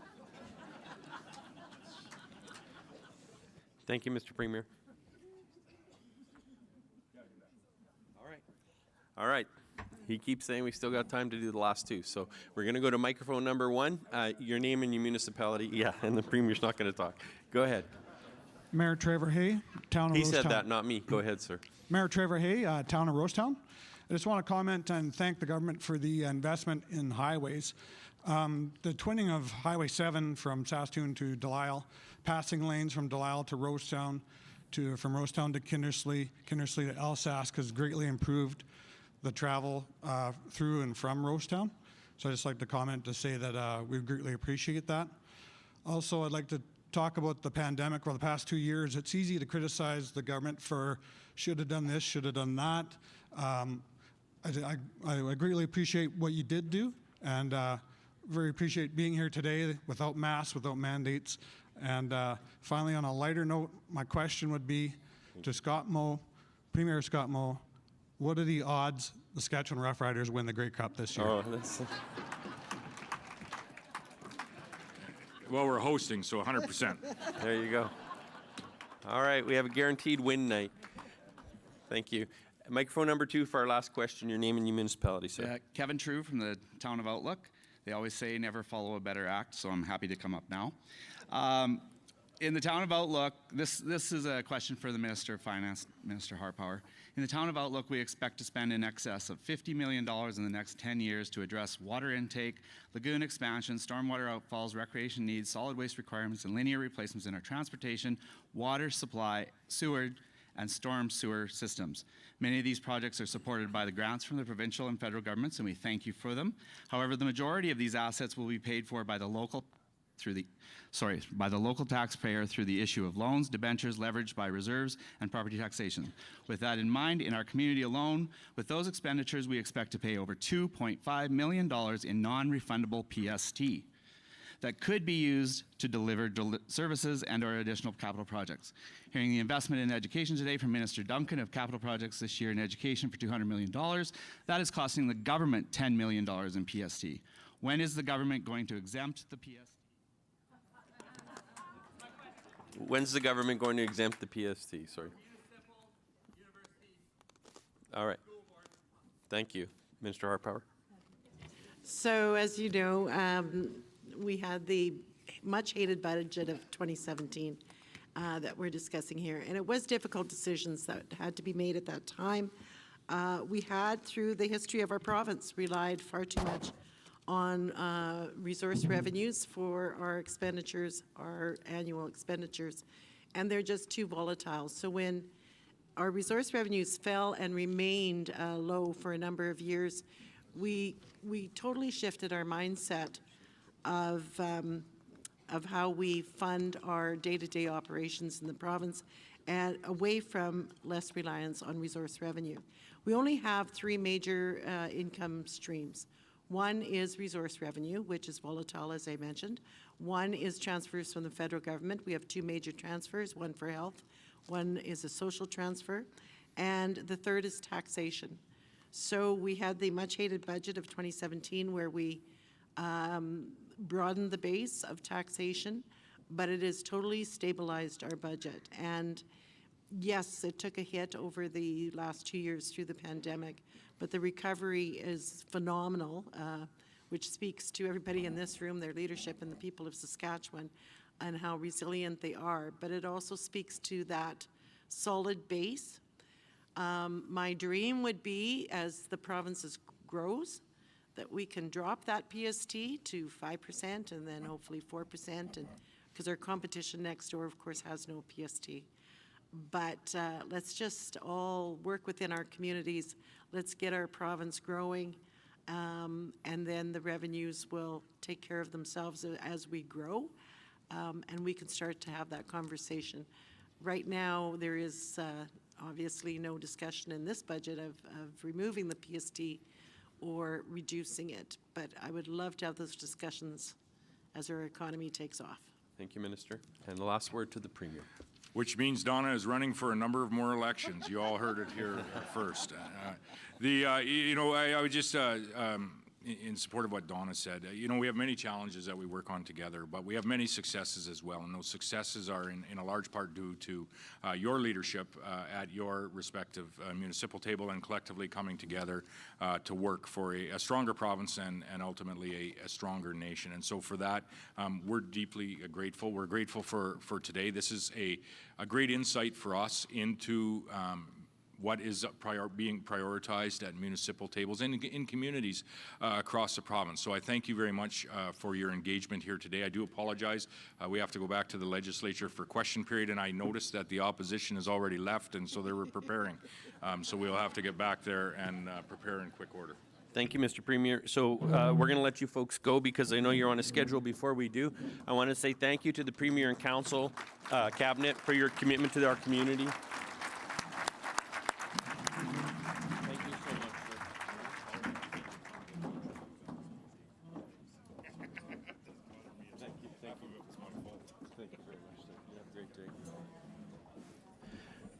So we want to thank the Premier and Cabinet for giving us your time, not just today for the Bear Pit session, but also throughout the week, especially after the Premier was traveling right before the SUMA convention. Thank you for your service to the community and spending time with us today. So with that, Bear Pit is concluding. If you submitted a written question and we didn't get to it this morning, our staff are going to send it to the appropriate administration ministry for follow-up, and any responses to the member municipality will be sent a copy of that question and the response as well. So thank you very much to the Cabinet for joining us today. And without further ado, I'm going to turn it over to Danny. Thank you, Danny. You do a great job. Thank you very much. You just have your personality just comes across. Thank you very much. good. Ladies and gentlemen, a couple of important notes here. Don't forget to complete your survey that is on the SUMA Convention app. You can go there and just click the convention survey. Your feedback is extremely important to SUMA in order to provide an even better convention or conference next year, which will be held in Saskatoon in 2023. Don't worry about booking rooms up there yet. They have already blocked off a number of hotel rooms. They're just fine-tuning a few things and confirming dates, and that information will be passed along to you very quickly. I think the Convention Planning Committee deserves a huge round of applause. There are a million moving parts in bringing 1,000 delegates and visitors and the trade show people together, coordinating all those hotels, the catering, everything. I think people at Queensbury event staff and Inland AV have been outstanding. Karen, you've done a wonderful job for us, you and your team. We thank you very, very much. All the AV people, we thank them. Inland AV, if you're looking for good production. We asked delegates, I want to tell you, you have another chance to win a prize by recycling your name badges. Just drop the name badge off in a bin on the way out, and you could win another nice prize.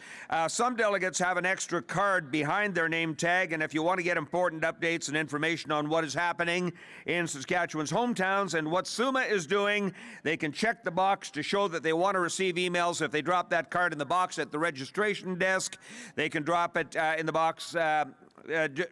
Drop it in the box. Check that box. Drop your badge in the box at the registration desk, and that helps us to comply with the spam. What else have we got to tell you? We're going to Saskatoon next year.